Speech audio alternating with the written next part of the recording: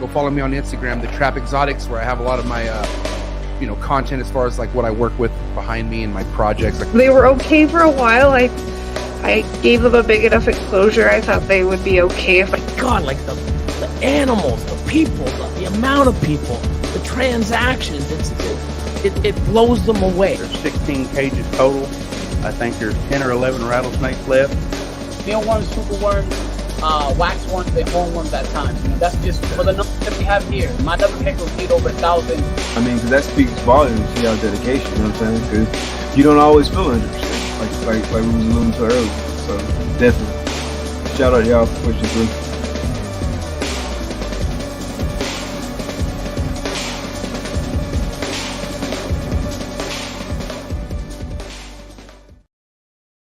What's up, guys? I'm your host, John from Incline, and this is going to be an awesome episode.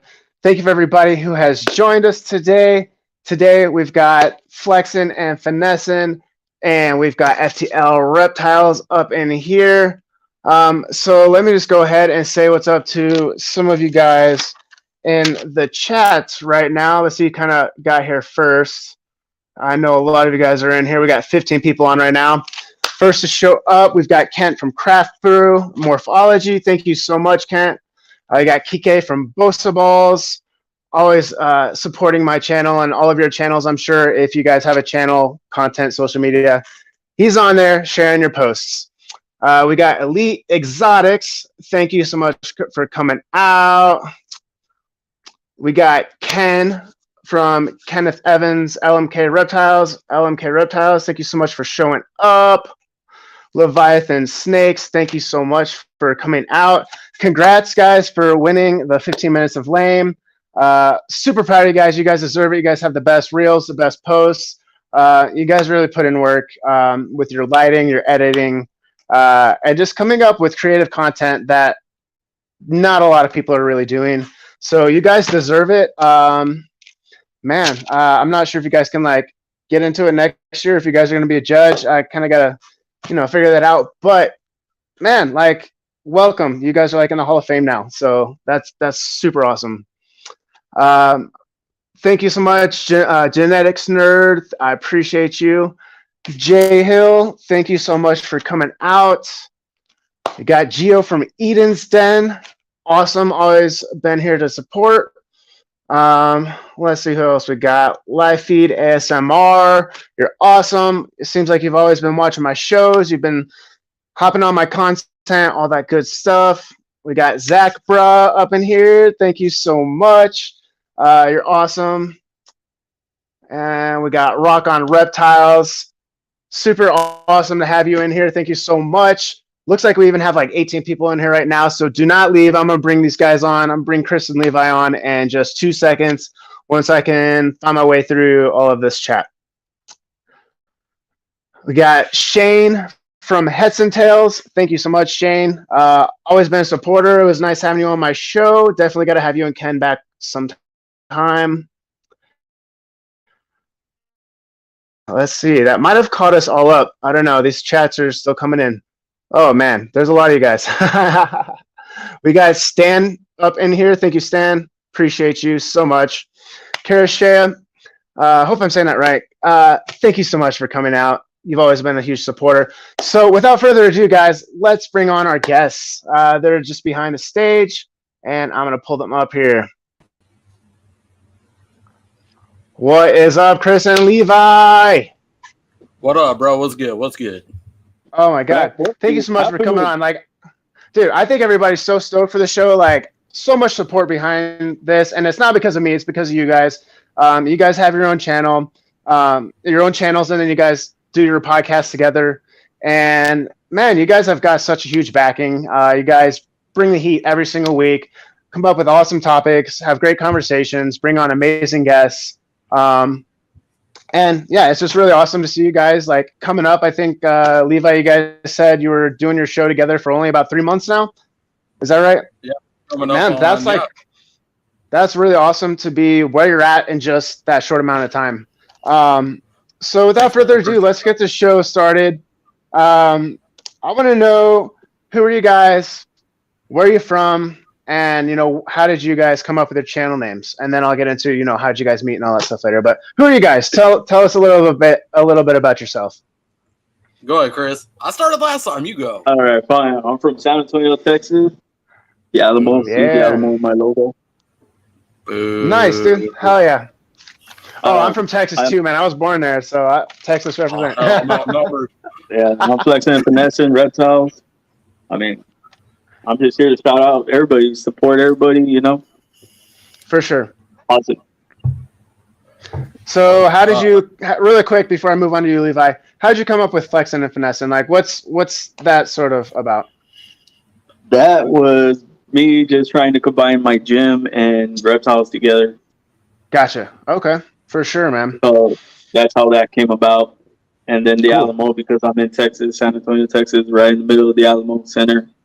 And then nice. I've never actually even been there, but I gotta visit sometime. All right, Levi, who are you? Tell us a little bit about yourself. How'd you come up with FTL Reptiles, and what have you been kind of doing with it? Oh man, I'm from Colorado originally, implanted in Arizona. Gotcha. Ooh, man, FTL Reptiles. It was the backstory to that is I had a really good friend growing up. We talked about starting a clothing line together way back when we were little kids, and we grew up. We kind of separated ways, but I never let go of that hope that we would start something with it. So when it came to making a business name, I was like, it applies to the animals, so it's faster than life reptiles. Okay. Gotcha. Yeah, I've been running with it ever since. My son's been a huge backer in the name. He knows the exact backstory and what goes into it. It's a long, in-depth story that I don't like touching on it because it breaks my heart knowing that me and Tyler parted ways. Grew really good, really close childhood friends that went through a lot of tragedy together, but it was in a good way. We just kind of grew apart. But yeah, it's a faster than life reptiles, FTL, and I've been running with it ever since. I don't think it's ever going to go anywhere. The faster than life concept is just life goes fast, man. It moves fast, so we got to be faster. For sure. Real quick, bro, check out this fucking shirt, E-Reptile, that I got for fucking Christmas. Hold on, let me pull you up here. It's hard to see. So layout. All right. Because I have a reptile dysfunction. Hell yeah, dude. That's from E. That's dope. No, that's dope. My mother-in-law got it for me. And when I popped it out, I was like, "Oh, that shirt's sick," and it reminded me of E-Reptile. So it's cool that he's in the chat. For sure. Yeah, I like that shirt. It's cool, like kind of being in this, and like all your merch is like comes from different breeders and like just reptile stuff. Like it's cool because like when I walk around with like shirts like this or FNA balls or whoever shirts I got, like people start asking questions. You know what I mean? And it kind of gets that ball rolling of like, oh yeah, I breed reptiles or I'm into this and I've got this at home. And I think that's just super awesome about our hobby because like, I mean, I know there's like a lot of people who are entrepreneurs, have their own like little businesses and things like that, but I'm not about to like necessarily like rock a bakery shirt or something just because, I mean, like I can't explain it. What I'm trying to say is like, there's so many things that I could support, but like just supporting our friends of the community with like shirts and stickers and this and that, and kind of like talking to people out in the community about like what we're about and what we're doing. Cause like, there's so many different diverse people that are involved in this. And like, man, like everybody kind of has their own little brand and their own little twist on like the reptile hobby. And, whether in the snakes or monitors or, amphibians or whatever it is that fascinates them. They kind of build a brand around it. There's people that are into turtles and, like their brand is, about turtles, but that's totally cool. Cause I'm sure they know a lot about turtles. Exactly. Yeah, for sure, man. So how long have you guys been building your brand? Like, where did that start out? And either guys can go first or whatever, but how has that progression come to now? You got to go in depth on that one, bro. You got to get the whole damn backstory. Let's hear it. On me?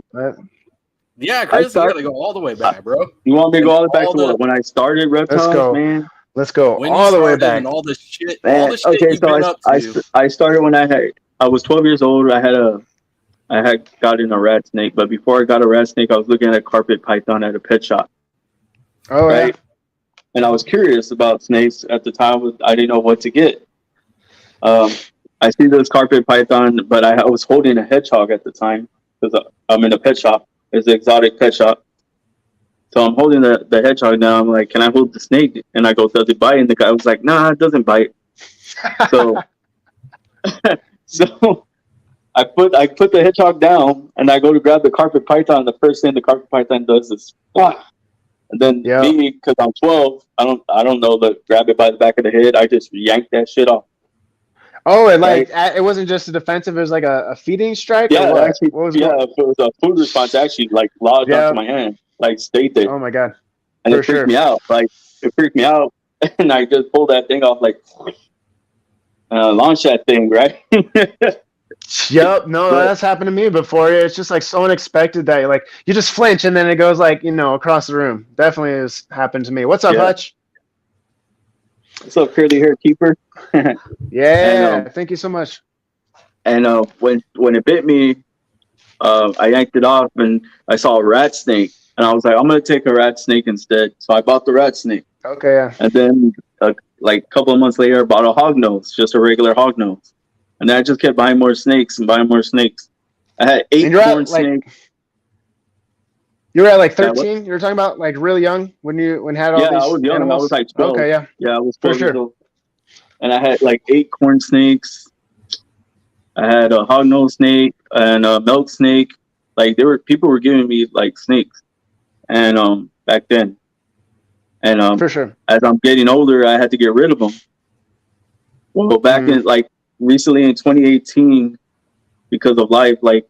I got rid of them because I was going to school, started sports, girls, hormones going and whatnot. For sure, yeah. And I didn't have time for the animals anymore, so I had to find them good homes or took them back to the shop, see if they can sell them again. So that's what I had to do. When I had my kids, for sure, my sons, they were like, Dad, I want a gecko. Started with a gecko, and then I got the ball python. And it just kept growing in 2018. Then now I have like 51 snakes. Okay. 31 leopard geckos. 5 bearded dragons. But I got like a lot of different snakes. And then I started my merch like brand, and started pushing that out, word of mouth, going downtown here in San Antonio, and just like showing off my brand. That's I started growing my Instagram. Make sure to get that barbecue sauce, boys. Yeah. So I mean, it seems like your parents. Hold on. Yeah. What's up? Sorry. Look, now, Chris, hold on. Talk about the struggle, bro, that came with that merge and the shit that you've been through, bro. Come on, man. All right, man, bro. See, Levi knows how to friggin' bring up. It's like you guys know each other so well, and you guys know how to definitely vibe off each other and kind of That's pretty cool. Struggle's hard, man. Money's hard, For sure, yeah. Growing's hard, oh man, so much work. Like so many times I wanted to quit and give up, and right now I'm sick, and I'm still here. Levi knows what's going on, and I'm still here. And for sure, I'm not gonna lie, man. It's been a hell of a struggle, hell of a fight. Sure. I can say that. But I'm here. Like I don't want to get into detail because I don't want to get all depressed and sad. You know what I'm saying? You're good. Yeah. No, for sure. I mean, I think this. What's really cool about this hobby is whatever you're going through life, stress, anxiety, sickness, this or that, grieving a loss of somebody or whatever. I feel like this really kind of helps push you in the right direction. I know that when I first bought my first ball python. From that day on, things just radically changed. My focus shifts from and I have nothing against people who smoke weed. I've been smoking weed all my life, but for some reason, I was working at a grow and everything like that. Worked there for 3 years. I bought a ball python, and then literally my focus shifted from buying weed to buying snakes. And then it's just I think whether it's alcohol, weed, this or that, a lot of times we can use that as a suppressant of all right, I'm just going to escape reality. But when I come home, or if I'm having a bad day and I'm man, I cannot wait to get home, hold my animals, I just all of my stress, all the things that I'm worrying about just sort of leave. And so I know that this hobby and industry helps people in more ways than just like what's on the surface. But So like, yeah. I do gotta say one thing though. Like, man, what kept pushing me is people telling me that I wouldn't do it. Like my own family, you know what I mean? They don't support me. Honestly, I think the people in this hobby support me more than my own family. Like, that's how bad it is. For sure. And the only person that used to support me was my dad, and he passed away, you know. And he was a big time supporter. Even though he didn't like the snakes, he was still there by my side supporting me. But it's just when people tell you can't do something, just, I don't know, man, it fires me up. It makes me want to like prove them wrong, you know. And every time I hear it, I'm like, hey, Levi, what we doing next, bro? What we doing next, bro? So let me ask you this. So, I mean, you had reptiles growing up, you know, from an early age, but you say, you know, your family doesn't really support you as much as like the people in this community. So, I mean, it seems like they were open to you having them, but they just didn't like them, or like, you know, kind of what was that dynamic like? Money, my mom, like, yeah, since I'm helping out my mom and I'm trying to run this too, because, you know, she has breast cancer. It's just bill wise, like bills, you know, so it's like money to get them food and then money to get the bills, you know. It's a lot. It's a lot. For sure. That's why she doesn't support it. She just says it's like a stupid little thing that I'm doing that I should just stop and, you know, get rid of the animals and focus on life, you know. Yeah, for sure. I think my parents are a little bit like that too, as far as like they support it. You know what I mean? Like they support anything I want to do, but at the same time, like, oh, you know, you're spending all your money on your snakes. You know, stop buying new snakes and, you know, stop, you know, spending all your money on these animals. And I'm like, well, like this is what I want to do. Like eventually, you know, if I hustle hard enough, it's going to pay off. But like this is what makes me happy. And like, I don't know if I've ever even held a snake or, you know, whatever. Like, you know, but you know, they'll ask me questions here and there. But in the end, it's like, you know, I'm putting so much money into this, you know what I mean? But it's what I love. You know, a lot of people don't understand when you put your money in animals, but like, you know, people spend, you know, crap loads of money on their dogs, on their cats. It's like the same thing, you know what I mean? But like, we actually have a goal. You know, a lot of people just have animals as pets. But for a lot of us, you know, we're trying to breed, or we're trying to like make a difference in the community. Like, whoever owns a dog is probably not out there, you know, on all the dog Facebooks. Like, there are some people like that, you know, cat ladies and dog people that are just like, I love dogs or whatever. But like for us, it's something different. And that's what I really like about it. Like I said, like this can really help people in many, many ways. But Levi, so how, yeah. Go ahead. Oh, no, it's good. I was just going to ask Levi the same question. You know, how, where did your brand start, and you know, how long have you been trying to build that, and like how has it helped you out? So the brand itself, man, that was man, how do I okay, so I'm gonna switch it up from the last one that we did. Let's go this route, right? Let's give a little bit more in-depth to the last one. The brand started with Darian. Shout out Rodriguez Reptiles, because he had I linked up with him and I sold him a blood python, right? And from there it was a fucking wrap. There was no going backwards. Me and Darian Todd, we were homies, and he had really introduced me into Instagram and all the other things, and really making a brand, like make a reptile name. You know, if you're into it, make stickers. You know, do what you're gonna do. So I made my Instagram shortly after that, and I really started, you know, getting more into the community, getting to know more people. And from there, it was really just stacking up on that foundation that I kind of built with the ball pythons, because I got into the ball pythons. Obviously, you know, I got hooked on the idea of money, and I started going down a path that I didn't want to be on. So I was like, you know what, screw it. I don't want nothing to do with ball pythons. Like I'm hearing myself talk and just money this, money that. That's not why I got into this. I got into this because I love these animals more than I love anything else.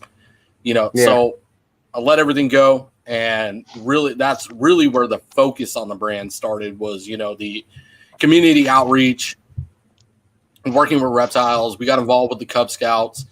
Every camp out, you know, I'm the snake person. We're out herping. We're out, you know, learning about different animals. And that's what FTL Reptiles is about, man, is the animals. It's all about the animals, education, making us and myself better every day. For sure. And so, how long have you been keeping reptiles? Did you have reptiles as a kid, or any animals or anything like that? I did have. Okay. I had a couple ball pythons that passed away. Okay. And I grew up on a farm originally, and I spent some time in Oklahoma. We had a farm out there. Moved back to Colorado. That kind of stopped, but I was always out by the river, working, exploring around, looking for wild animals. And then moving here, I went to a charter school that was farm based, so we had a lot of farm animals there. I've always had dogs. There's not been a time in my life I haven't had a dog. Or there was a short time, but we ain't gonna fucking talk about that. We had cats. So anyway, the Sunday I've had animals almost every day of my life. There has not been a time I haven't owned an animal. They are critical parts of life. Sure. And this could be a question for both you guys, but because I know, like, growing up, I don't know how old are you guys? I'm just curious, and that'll kind of like lead in my next question. You guys mind sharing your age? I'm 32. Yeah, I'm 37. Going on 33. Oh, okay. You do not look 37, bro. You do not you look pretty young. Yeah, he looks like 40, 42. Take your hat off, Chris.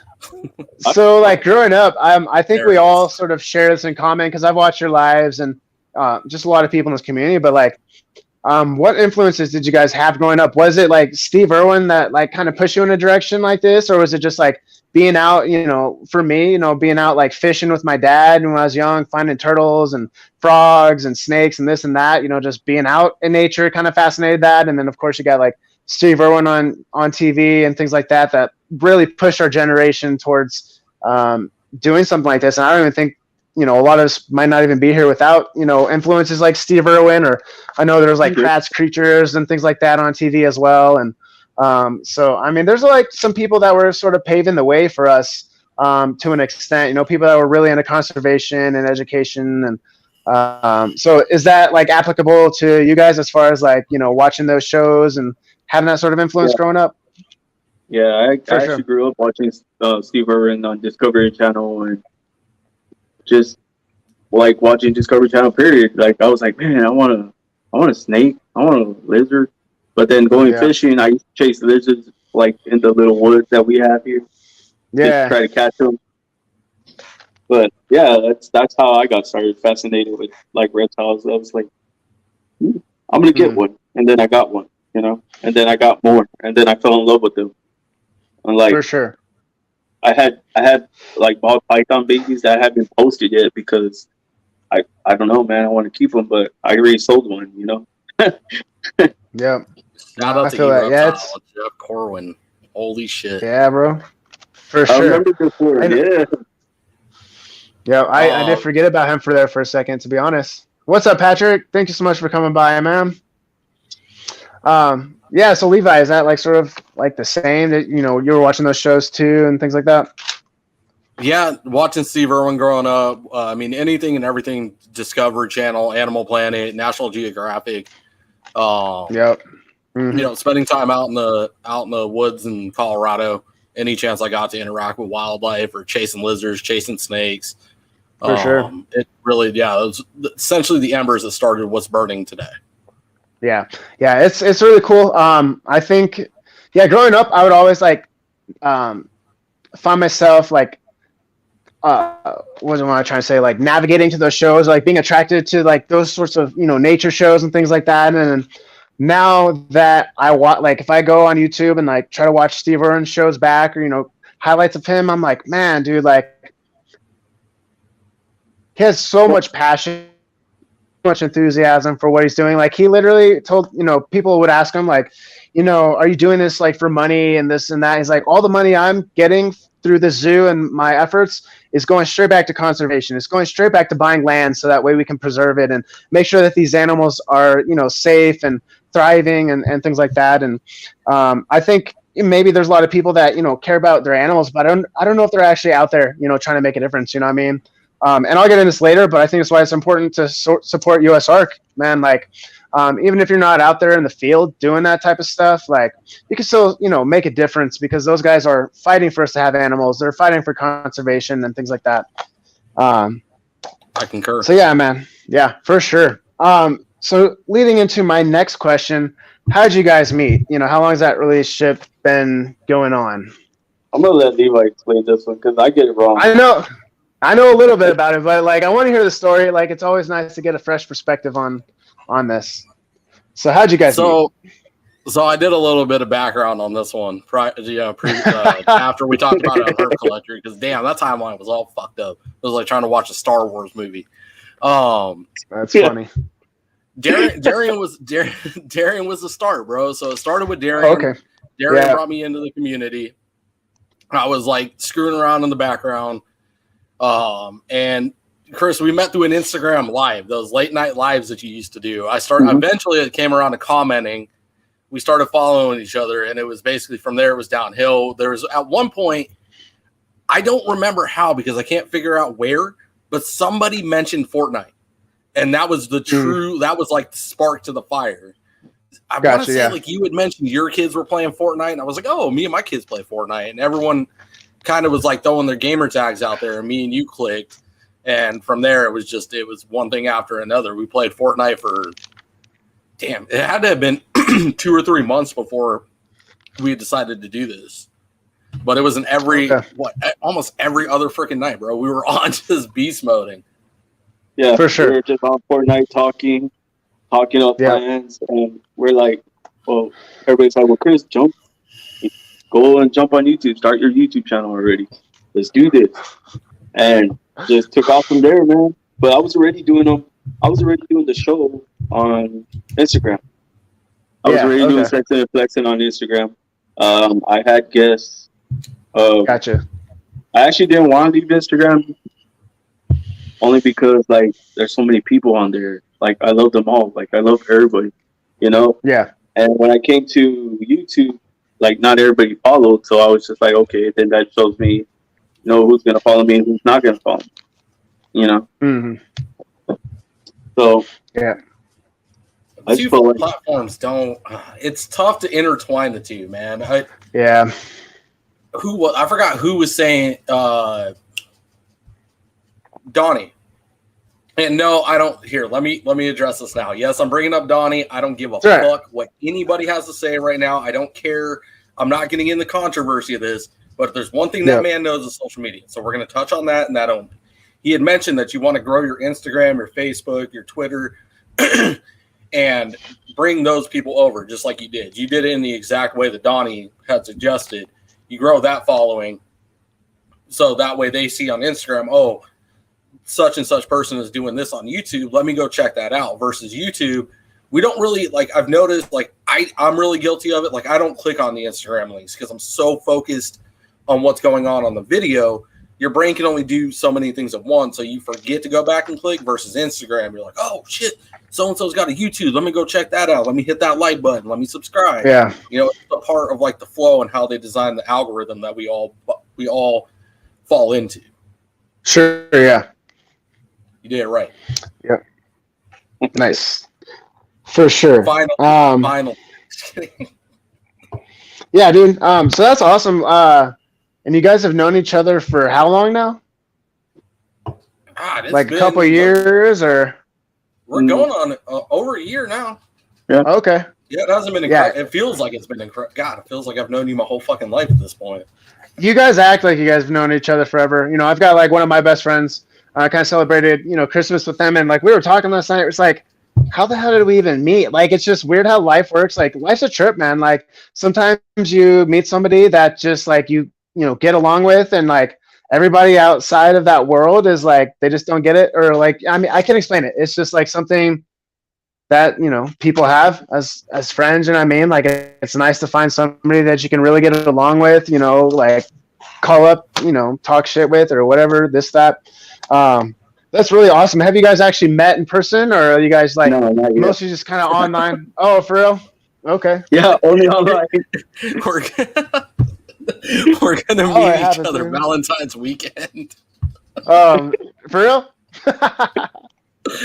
Oh my god! Everyone's talking shit in the chat about a relationship. It's like, yeah, let's go Valentine's weekend, bro. There ain't nothing wrong with that, man. No, that's good. Like, I think you guys are gonna hit it off, and like, it's really cool because like, I don't know, were you guys like planning to meet up? Was like at a reptile show, or just like taking a vacation, or like?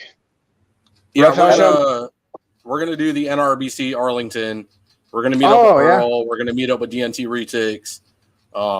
See what just get to meet some of the people that we've had on the pod too. For in sure. person. Yeah.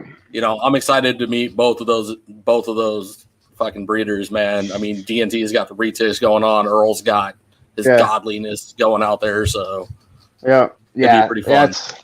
That's one thing I'm really excited about doing. hopefully this next year I can start going to some of the bigger shows.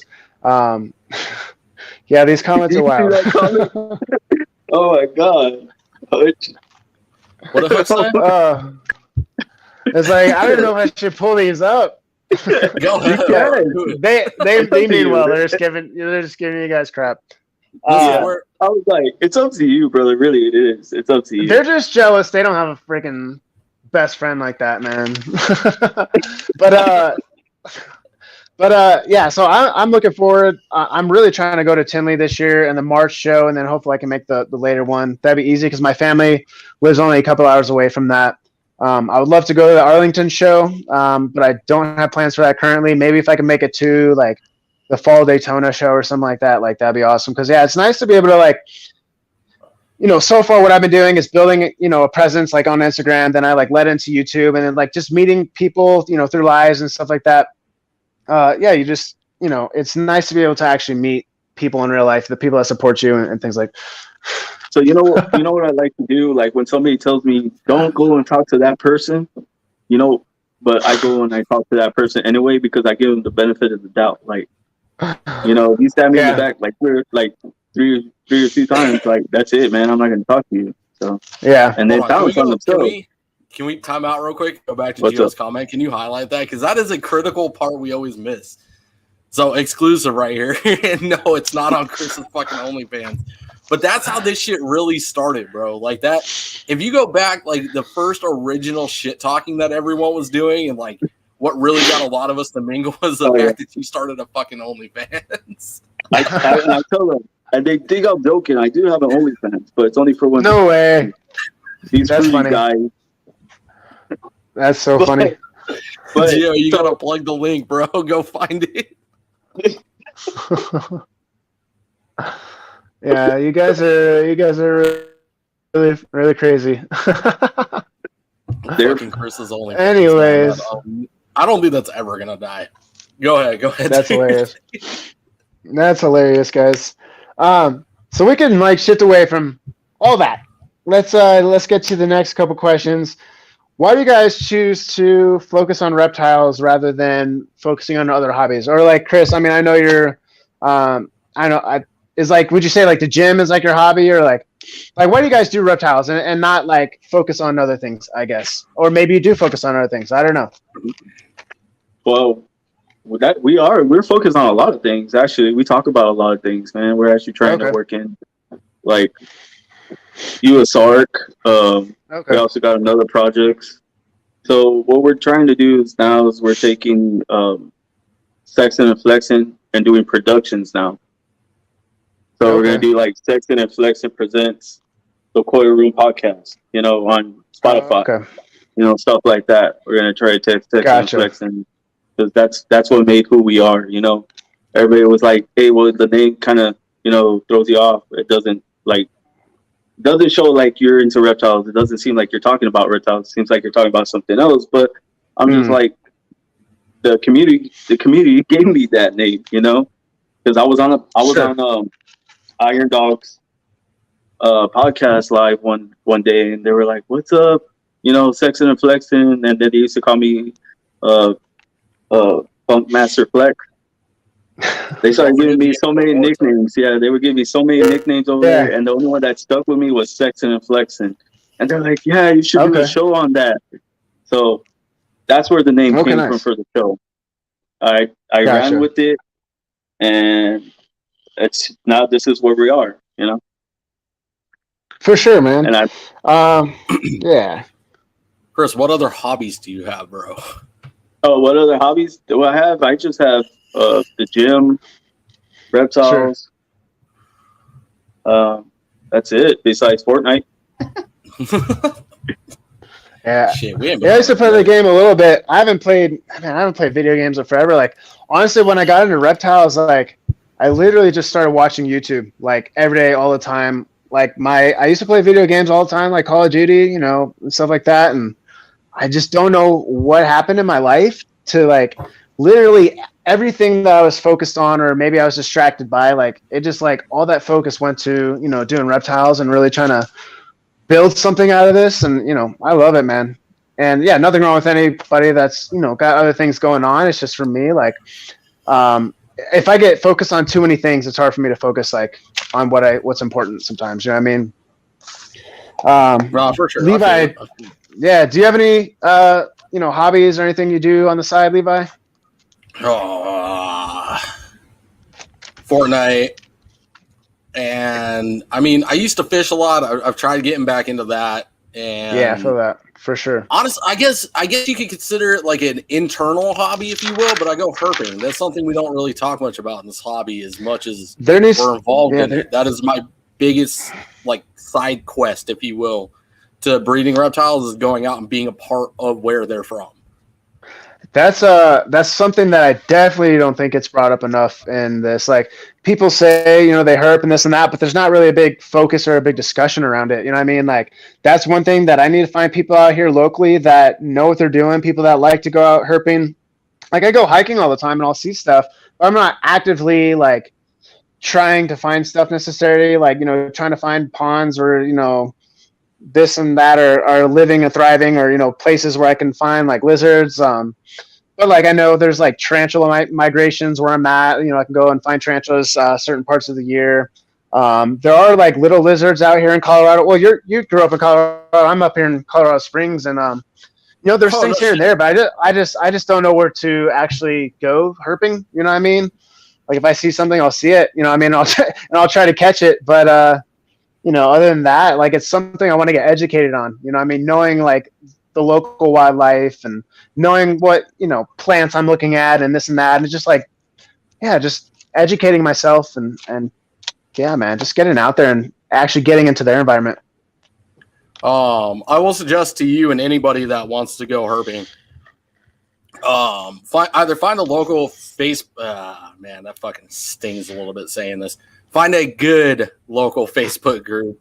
It's either that or jump on Colubras and Venomous. It is one of the only pages on Facebook I will suggest. It is a very non-toxic environment. And just post in there, be like, hey, this is where I'm at. I want somebody that's local to take me out. Obviously, don't ask to go snake hunting. Don't ask to go looking for snakes. Ask an experienced herper to take you out, because what happens, and why I think this is, like, a quieter part of the industry. If somebody came to me and was like, hey, where in Arizona can I find the Western Diamondback? I'm not gonna point you in that direction. I'm like, hey, let me take you out, or hey, hit up Darien, or hey, hit up Arizona Rattlesnake Solutions, hit up X, Y, and Z. See if they'll take you out. Yeah. So that way we can be there and interact with the person that we're bringing into the hobby, knowing that they have good intentions, because we're going from captive bred animals to the wild animals. And there are a lot of people out there with negative intentions for what we work with. So we have to vet people. Don't get, like, super salty if people are like, oh, I'm not going to show you. And you will get some of the people that automatically assume you're up to no good. Watch them out on somebody that's willing to mentor you and get you out in the field, because there's plenty of us out here. Anybody that's in Arizona, you want to go herping, hit your boy up. Message me on Instagram. Yep. We go this shit tomorrow. Let's go. Well, it's cold, but we go first of the yeah. Let's go. For sure, man. Yeah, it's something I really want to get into, because, like, yeah, I just love being active, getting out in nature. Like, I mean, like I said, I go hiking all the time. Like, that's my go-to besides reptiles. I go hiking. You know, when the spring hits, I'll try to go fishing. I just don't know a lot of places in Colorado where I can actually do that, unfortunately. But man, I just love being out in nature and just seeing stuff. My man, look up 11 Mile Reservoir when we get up off this live, and you need to go fish there and talk to the locals and some of the stories behind that reservoir, man. It's insane, bro. I wrote it down. It's you got it for sure. I went up there with my uncle, man, and it's a whole thing, bro. It's one of the coolest parts of Colorado. There's a lot of backstory to that reservoir and the stories that go behind it. Some of it true, some of it myth, but you'll find out when you get out there, man. It's a really cool spot. And then shit, I'll have to hit up my uncle, man, and figure out where we used to go, bro. But it's A1 spot if it's still there.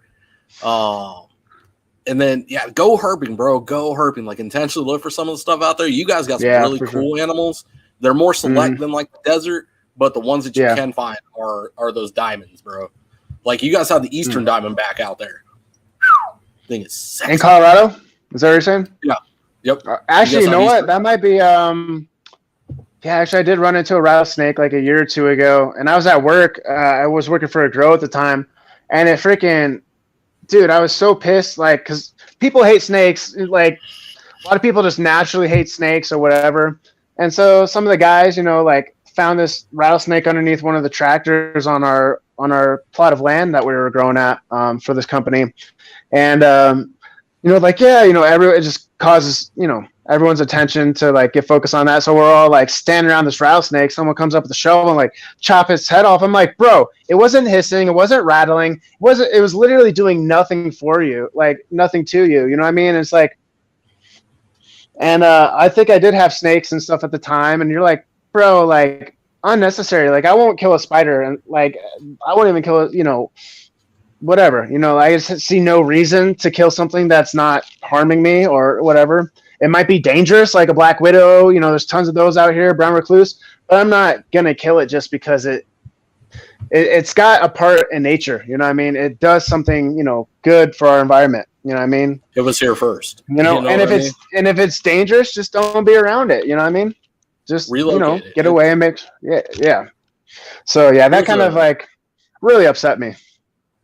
No, and I feel you, man. Like that. Oh man. Okay. So one of the very few things where you will see my temper flare is that, and it's not just venomous snakes. It's not just snakes. It's not just lizards. Unnecessarily killing an animal. Period. Yeah. If you don't have intent to use that animal the same way the natives did, get the fuck out of my face. Like, for sure. There's no rhyme. There's no reason. I hate it. I hate trophy hunters. If you hunt for food, if you hunt to use the animal, salute. You kill for sport and trophy because you think that animal is cool, better dead. Man, don't even come within my vicinity. Like I would love to just stall on somebody that does that shit. Pisses me off.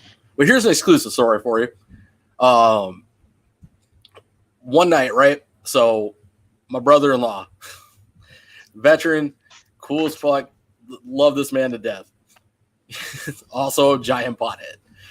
He just one of the most ditzy potheads in the entire world. Mind you, he's a 6'2", just goofy as could be, jolly green giant. I love my brother-in-law. But our shenanigans goes back and back and back. We don't have time for the shenanigan stories. But understand he's this goofy, derpy, like loving person. Sure. He texted me one day because his spot was the garage. It was a kick it spot. That's just where he did his thing. It was like 11 o'clock at night, bro. I'm getting ready to go to bed. I got my PJs on. I'm taking my daughter up the stairs. And I get a text from my brother-in-law. He's like, hey, grab a knife and come to the garage right now. Oh, man. Yeah. The hell? So in my head, the minute I got that text, now mind you, I gave you a little bit of background of who he is. I'm going to pop that garage door open, right? So I pass my daughter off to my wife. And I'm like, hey, Gary needs me to bring a knife to the garage. And I think me and my wife are on the same telepathy level because I'm going to walk outside and this dumbass is going to be hanging upside down from the ceiling or something really stupid, right? That's just how he does. Oh, I made this contraption. I got stuck. For sure. So, open the garage door. My brother-in-law's like, whoa, wait, stop. And in the center of the garage, there's big-ass Western Diamondback doing its thing. Yeah. I was like, whoa, shit. Yeah, so, mind you, I went from, like, I'm expecting my brother-in-law upside down from a rope or stuck somewhere he shouldn't be to, okay, our lives are now potentially in danger. This is in the middle of the garage. There's stuff all over the place. And my brother-in-law's like, get the knife and cut its head off. I was like, no. Fuck off. I'm not killing the snake. It didn't do anything wrong. It's just here doing its thing. I ended up convincing my brother-in-law to help me relocate it. Mind you, my first interaction with a venomous animal in many, many years. But we did it safely. We got the animal back to the desert. Let it go. I want to say it was a female, but I convinced my brother-in-law, this combat veteran, mind you, if he was a medic. So there's no My brother-in-law shuts the emotion off. Boom, done. Yep. Got him to not kill this animal and help me relocate it. Anything's possible, man. There's no reason to kill an animal. If you don't absolutely have to, if I can convince him to do it, anybody can do it. For sure, man. It's a story. Yeah, that's good, man. Yeah, people don't need to just unnecessarily kill animals, man. It sucks that happens. You know what I mean? But yeah, it sucks. Like so many people like are raised to hate snakes for whatever reason. I mean, yeah, there's some dangerous snakes out there, but like you don't bother them, they're not gonna bother you. You know what I mean? If they like start rattling off, like that's just they're nervous and scared, and like they're just step away, man. Man. For sure. So kind of moving on a little bit, with your reptiles and animals that you guys have at home, are you guys into breeding or have clutches or this or that, whatever you guys are trying to go on? I'm breeding. You breeding? Yeah, I'm breeding. You're breeding, Chris? Yeah, what are you breeding? Ball pythons, leopard geckos. Waiting for my hognoses to get a little bigger. I'm gonna breed them soon. Gotcha. I had a pair of corn snakes, but I don't know what happened. They passed away. Oh man. Both of them. Yeah. Yeah, it sucked. I have a Brazilian rainbow boa. I have a king snake. I have a Plabano milk snake. Oh, okay. Oh, Is that how you say it? Is that how you say it? Albino or what? No, Plabano. It's with a P. Oh man, my friend I don't know how to say that. I don't know if it's Plabano or I can't. I don't know. I know what you're talking about. My friend is trying to breed some of those, and I don't know much about them, so I can't really talk on them. But it's interesting to learn what people are keeping. Like it's not palmetto. It's not palmetto or no palmetto. I don't even know, dude. It's something with a P. It's a ball python. No, it's a milk snake. A Pueblan milk snake. Yeah, Pueblan, whatever. Pueblan milk. Okay, gotcha. I'm thinking like some Pluto fucking name of a ball python. Bro, I said milk snake. I got milk snake. That's all right. I had a litter of leopard geckos recently, and they're all getting big. So I'm about to put those up because they're getting a little bigger now. So are you using like Morph Market or like Facebook groups, or how are you trying to? No, I'm trying to make my own like page, like just my own web page. Oh, okay, gotcha. Nice. So for I'm gonna try to set that up. And have you been having success, selling your animals off and things like that, or is it like something that's a little bit hard here and there? Or here sometimes I use Craigslist. Okay. I mean, or word of mouth. I'll go out there and be like, I have some leopard geckos, or like when I go into PetSmart, people stop me and they're like, "Man, you look like you know more about reptiles than anybody else here." I was like, I know about reptiles, but I'm not like up there yet. But for sure, yeah. I mean, it's a cool journey, man. Like, I think it's good to be able to branch out, beyond just like one, species of animal like ball pythons. Like, my show, what I really want to do and showcase is people that are in all sorts of, areas of reptile keeping or breeding or this or that, because like there's so much for us to learn. And, if I can bring somebody on that's specializes in like a certain area, like, that's really awesome. Or people that have a diverse, collection. Right now I don't have like a super diverse collection. I did sell a couple animals off, like a bearded dragon, a couple tiger salamanders. Nice. And I was keeping rats and things like that, but I moved into this new place and like kind of downsized, focusing on my ball pythons. I have a baby Savannah monitor and stuff like that. But eventually once I get like my own place where I can like start breeding rats and doing this and that and having enclosures all around the house, like I want to branch out into other things. But for right now it's nice to just get educated, because like sometimes you learn. Like I used to work at a reptile shop and I would like work with all these different animals. Like if you're walking into a reptile shop and you see something that you really like, you might be like, oh, I want that right now. You know what I mean?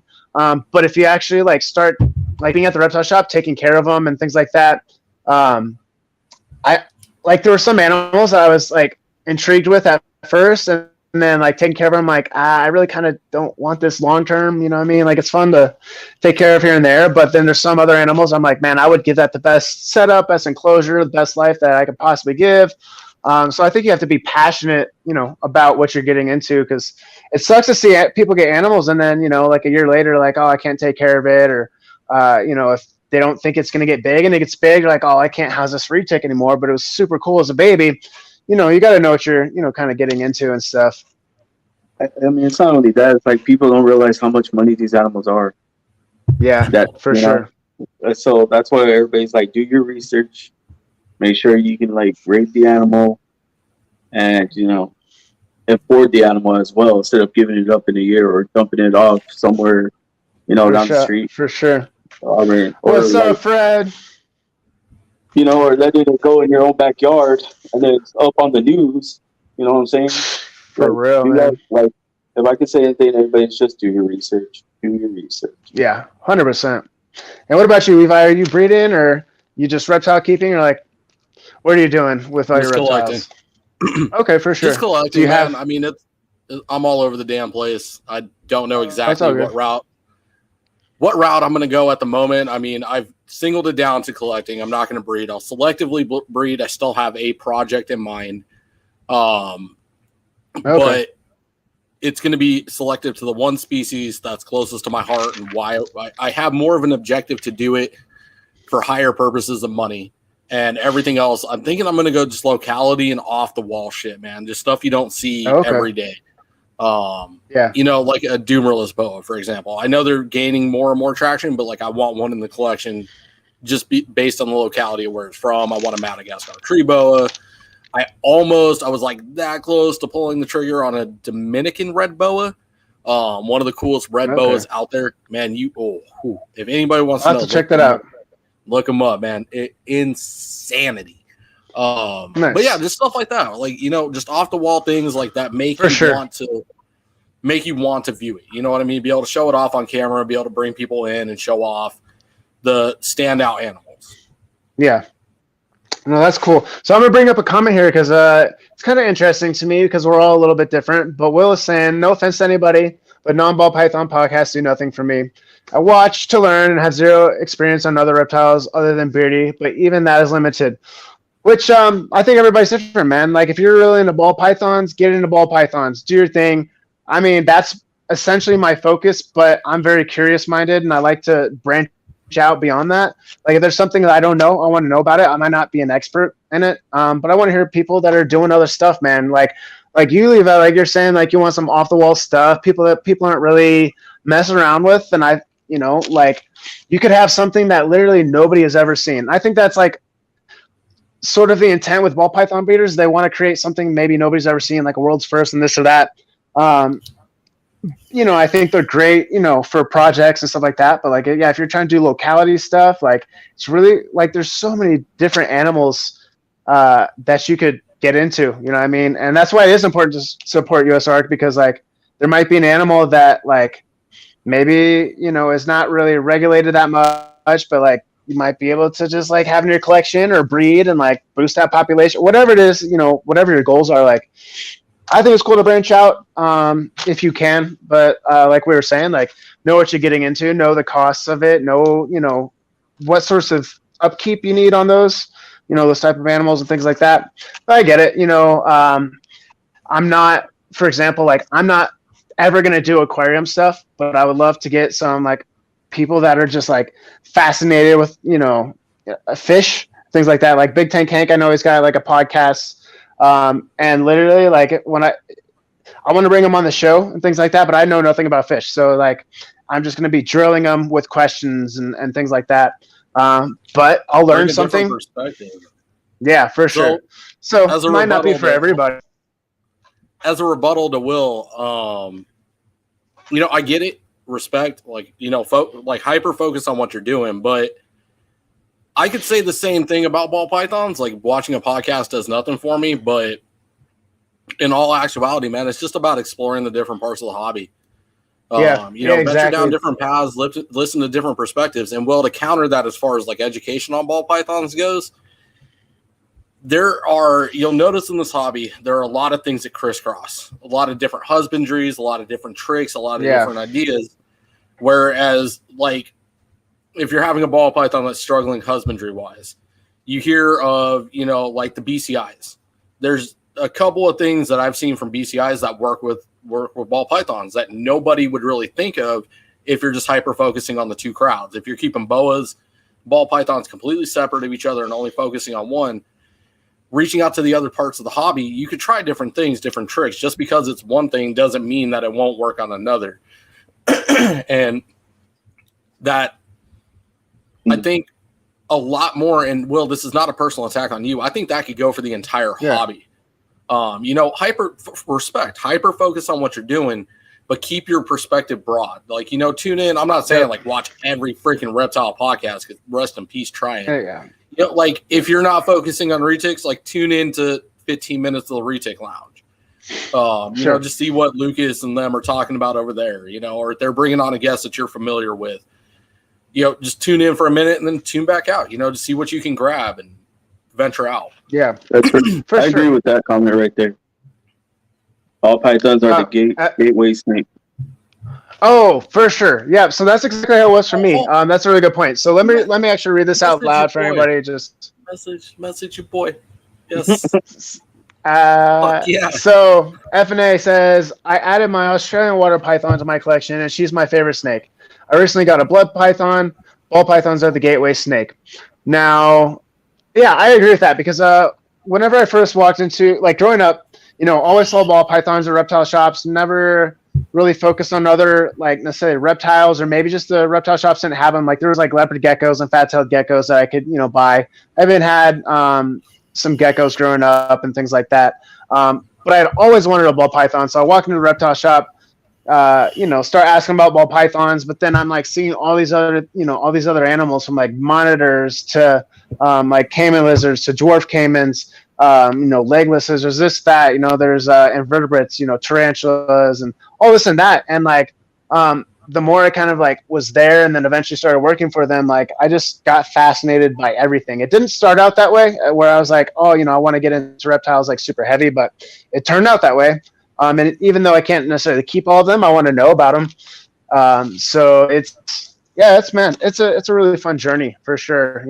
Anything that I can learn is knowledge. Knowledge is power, and the more knowledge you have, the more you can hold a conversation with somebody that is kind of in that sort of area as well. So yeah, it's fun, man.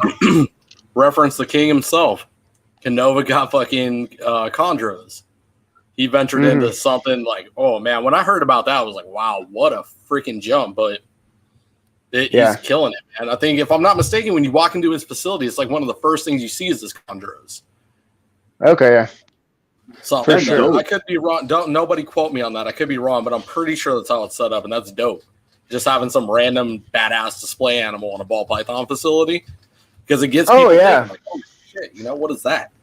For sure. But, yeah, I think that's why whether you like him or not, like, Brian Barczyk is doing stuff like that, where like he's just so diverse and stuff. Like, he started out doing the ball python thing, from what I understand.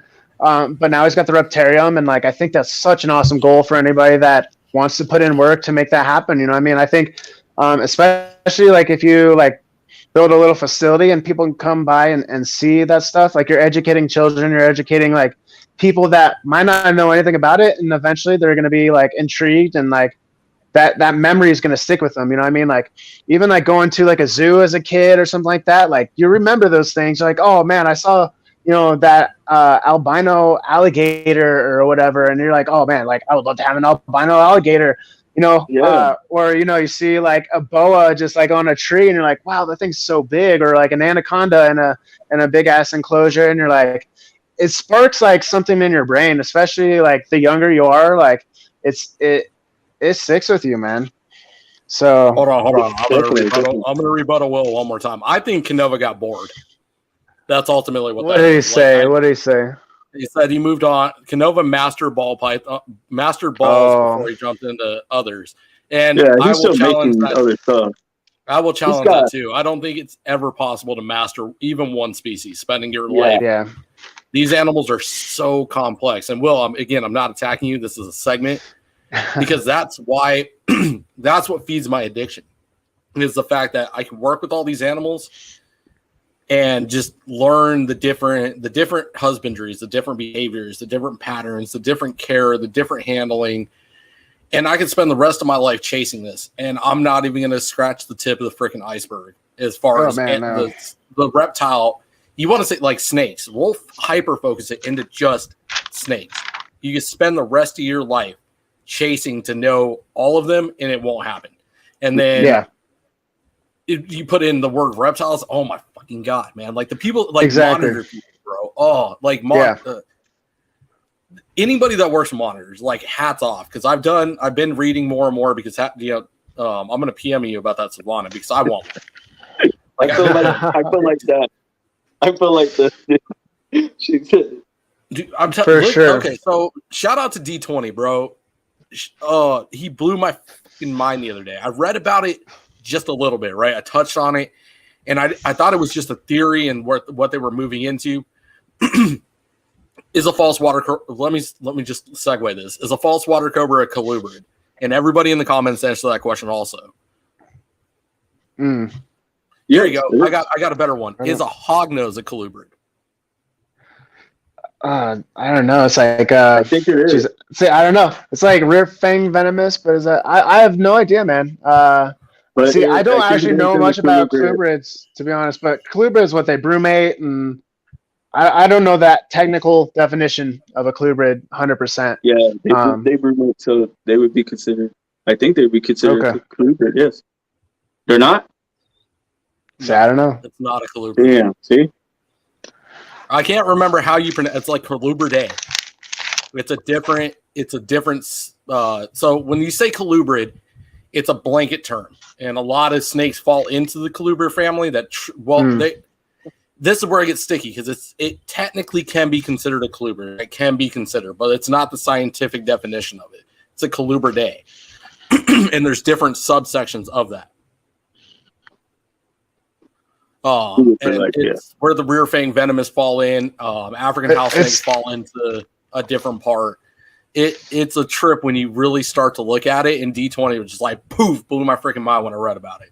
It's so funny because even the chat right now is going off, and everyone's got like different opinions. So I think that's really cool to like be able to sort up that sort of like subject and figure out what's really going on and stuff like that. The only reason you know that is because you were in that live. What's up, Lucas Landon Royal? What up, Lucas? Hey, Kai, what's going on? I've done open a rabbit hole. We can move on now. Oh, you're good. Hold on, I gotta fix my camera. I had to plug in my phone. That might be all right. Also, can you drop our links for Snugster 101 in the comments, please? If both thank you. Yeah, thank you so much, Snugster. I know, man, like you definitely hop on people's channels, get involved in the chat and things like that. So I appreciate you for coming out as well. All right, so let's get into a little bit more. We're gonna have to talk about this one because the reason I said this is I was trying to trigger her response. Who's? Christina's, because her and Kyle could probably go back and forth. Genetics nerd. Yeah, she's stupid. Yeah, man. But anyways, closing the rabbit hole. Let's move on. Next question. Okay. Yes. All right. So I want to get into your guys' show a little bit. So I know you guys have a couple different shows. You guys mentioned them, but how often do you do shows? What are your shows? Because I know you have like a women's show. You said you have the coil room. Like what sort of shows do you guys do? And like, are they different, like topic based, or like how do you guys orchestrate your shows? Well, the coil room, I think it's going to be based off topics that are going on like right now in the hobby or in the / industry. Like we bring that stuff up to life. If people have questions on it, we try to answer to the best of our abilities. Sure. And when is that? When do you do that show? It's sporadic whenever we can get it to fit in. Oh, okay. Gotcha, for sure. And then our shows are every Saturday, Sunday, with guests like that. And it's just, we don't have a Like, I know you, like, people have questions written down. Like, we don't do that. We just go straight in there, hold, and try to get to know the person just like that, make them feel comfortable on camera. And so far it works, man. Like, it works for us. Sure. Like, that's what we do. We try to go in there and spread positivity. I know when I met Levi, he didn't want to be, like, out there like he is now. Like, I'm just like, dude, people love you. Like, bro, like, you know, like, they love the way we are with each other on the live. We spread the positivity. We spread USR. If you're not a member, go be a member, become a member. You know, do whatever it takes. You need to become a member. Yeah. Touch on the women's live, bro, because for sure. I wanted to know that because that's something not a lot of people are really doing. I mean, I think you guys do like a women's. I know Angie does like a little women's thing, but other than that, man, like women don't get the representation that they really deserve because there are a lot of women in our community, and you know, I think we definitely need to give them a voice and give them the same opportunities as us because a lot of them know their stuff. They know exactly what's going on. They've been keeping for a really long time. You can have like Nicole from Lady Tiz Exotics, who's a great resource. If you guys aren't subscribed to her channel, make sure you do because like she knows so much stuff. But so how does that show get orchestrated? You know, how do you bring on your guests and like? I just pick women from different communities. I go and I look around and I also gonna be like, hey, my name's so and so. I do Sex and Flexin podcast, and then I send them like the women's like live so they can see like, oh, okay, see what it's about. Because mostly, like I said, people think when they see Sex and Flexin, they think something else. So, but then I tell them it's a women's live. You can come on here, you know, give educational information. It's about letting y'all talk because y'all are so detailed with information that, you know, people absorb this. Like, hey, like, that's what I want to do, or I'm trying to do that, or, you know, it's whatever. And I like crossing the communities as well in the females because it's just like they'll start talking like, well, what if I do this or that? You know, it just goes off. And I just love it. For sure, I think it's awesome. Keep this going. I have to pee. You're good. You're good. Yeah, I think it's really awesome that you guys do that. It's And then that was like one thing when I came into the community too was, I used to have women on my shows or like they would jump onto my live and be like, man, it's hard to talk to other like breeders or other men in this industry because it's always about the men and when it's not, you know. The women are very smart and very detailed, and they just need a voice. They need a voice to talk. And I tell them, when you come on the show, you can say whatever you want. Like, for sure. Honestly, listening to a lot of women has given like so much insight, and they do have like a sort of different perspective just because they're women. And I don't know what it is, but like it's just really interesting to hear them because like I don't know, man. I think it's definitely refreshing. You know what I mean? It's just like sort of like a new perspective. They get, you know, to say, like you said, say whatever they want. And yeah, man, I definitely think we need more of that. How do you, I know you guys said that you don't really write questions, but are there shows that you do like prep for, and write questions, or is it just kind of like a freestyle, sort of open forum type thing? Yeah, it's a freestyle perform. Like Levi would be like, man, I got the topic tonight. I want to do the courtroom. I'll be like, all right, well, let's run it, you know. And then we run it, and then he'll be like topic of the night on the like channel. Okay, and he'll say what it is, blah blah blah, and then we start talking about it. Anybody have questions, and people bring it up. But I'm gonna answer Will's question real quick when he says what women do not get the same opportunities as men in the hobby. It was back when I started, man. It was worse. Like before you came in, Will. It was pretty bad. It was pretty bad back then. When I came into the hobby, it was so much negativity. Like people were at each other's throats. There was so much fighting. Like breeders kicking off breeders. Like I don't even know how that was even possible. Like get out of here, get out of the community. You know, like. It was just so bad. And my plan was to come into this community and spread positivity and bring everybody together. That's what I wanted to do. Sure. That's what I'm trying to do, is be that, you know, people can come talk to me and it stays in my DMs. I don't tell anybody else. I don't bring it up.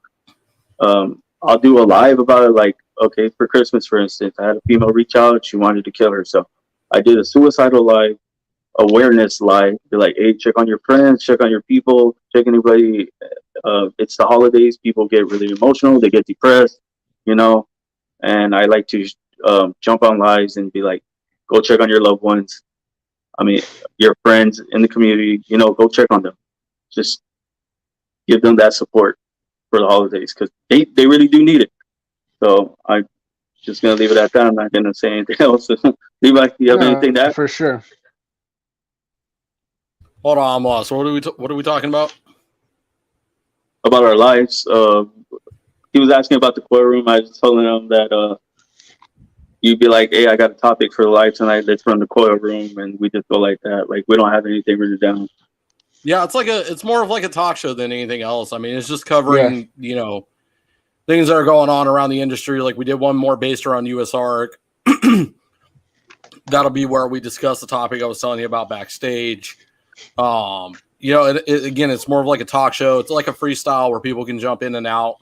Anybody's welcome to jump in and talk about the subject or any different subjects. Again, it's a talk show based live more than anything else. It's not a podcast where it's designed to, you know, do one thing and one thing only and bring, you know, a conversation that's either bullet pointed or not. It's 100% freestyle, people in and out. And then, you know, like the women's live, we're gaining traction on that one because I see other podcasters are starting to get that wave of momentum, and I am going to take credit for this one because, well, I'm not taking credit, but I'm giving Chris credit for this one because he started this shit. He really did. We built momentum behind it, and now it's starting to spread through the rest of the industry that the women deserve the light that it's been given to them in very selective opportunities, but every podcaster needs to do it. Every male podcaster needs to bring on more women. That's all there is to it. For sure. Look at all these other podcasts, male, female, very, very sporadically. Yeah. And then we got we got a bunch of stuff that works, but you know, the primary core of it is Sexin and Flexin. Yeah, sure. I like that comment right there, John, real quick. The one from Dementor Dragon. Let me pull this up here. This one? Yes. Gotcha. So Dementor Dragon says, I think another issue is most of these men in the community assume they're talking to other men, or when some of us are in fact female. Yeah, that may be true because I think Reptiles,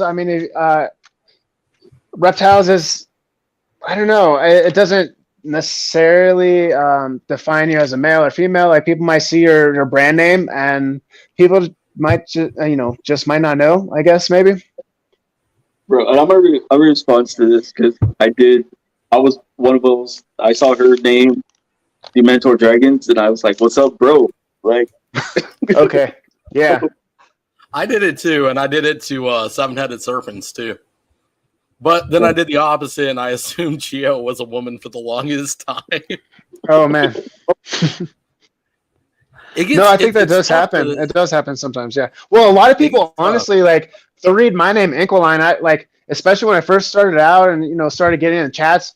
A lot of people thought I was a woman. Just I don't know, Inkleline might sound feminine or something. I don't know.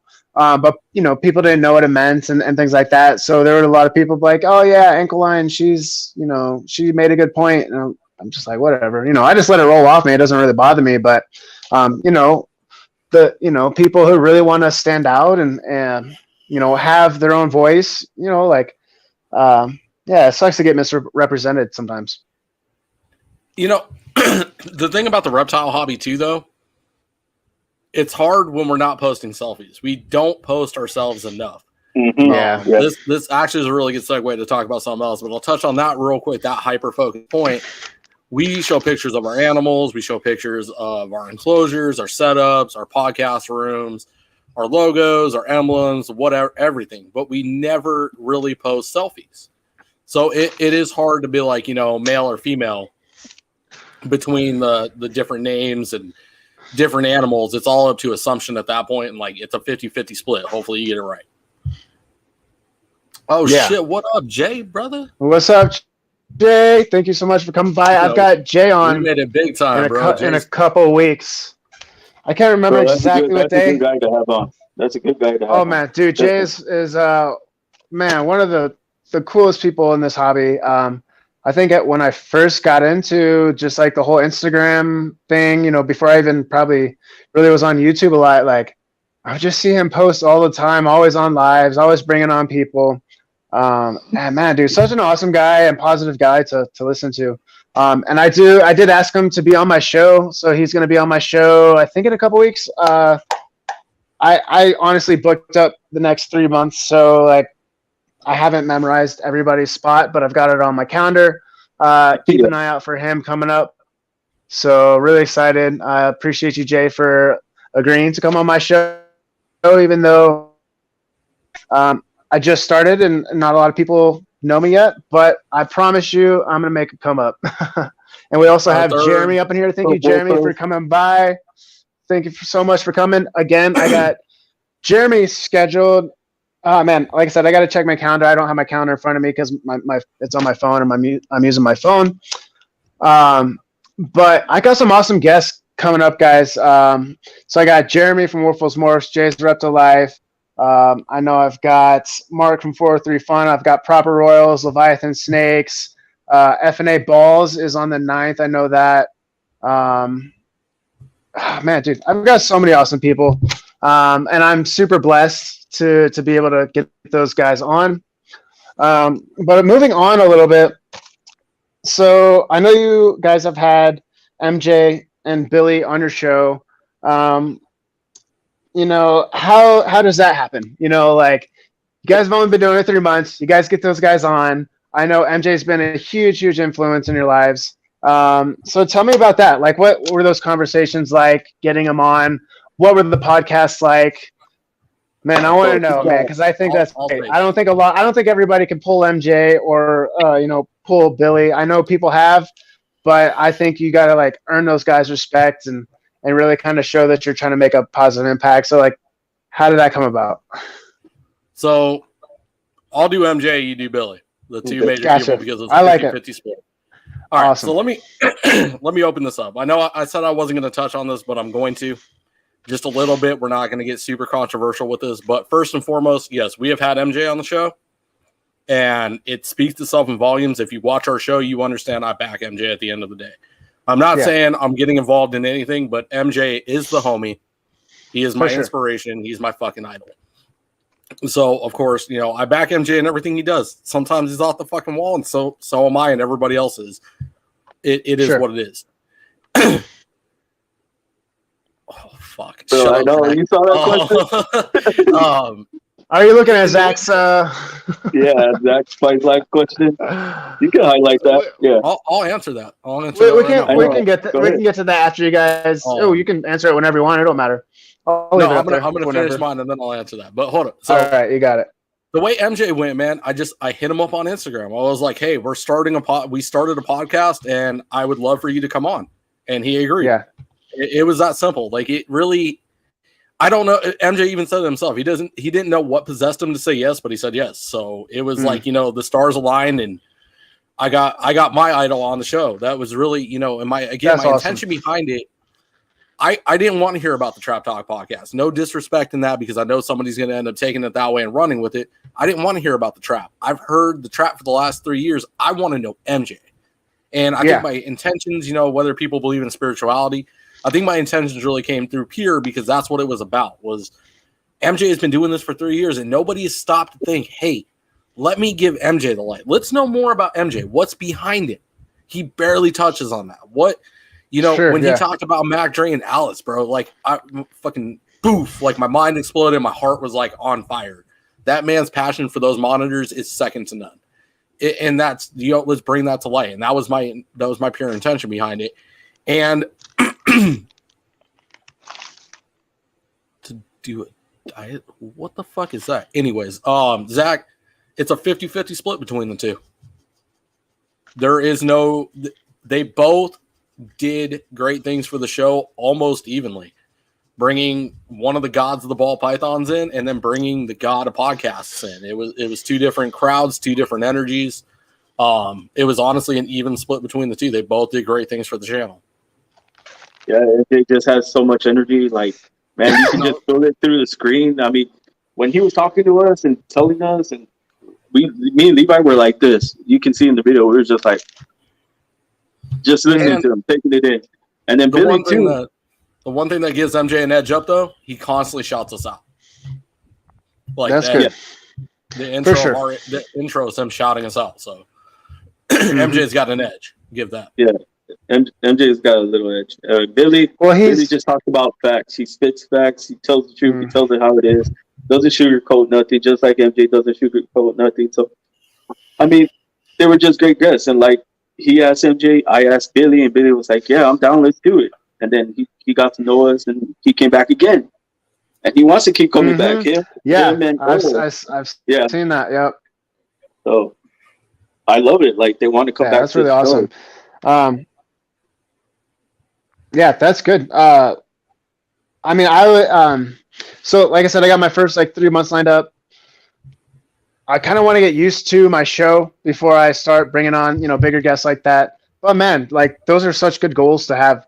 I think once I figure things out, I'll start asking some of these bigger guys, and if they say yes, they say yes. If no, I'm not going to get hurt by it.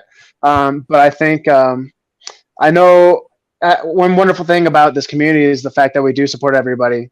I think it's harder to get to Canova, Justin or something like that. But I've seen Billy come on a lot of different podcasts, and he's just open and transparent with everybody.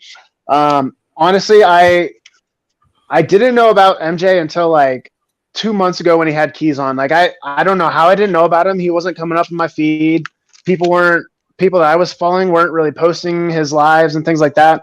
But then I started watching MJ bring on all these guests. A lot of them are I'm friends with and things like that. And you got to give MJ respect, man. I know he's been doing it for a while. He's really established himself, doing his podcast and his shows. And whether you like him or not, there's definitely something to learn. If you're trying to do a podcast, figure out what he's doing and, make it your thing, put your own little twist on it. But man, that dude's got high production or whatever he's doing. His backdrop is so nice, the way he keeps his animals, the fact that he can talk to you about a lot of the animals that people keep.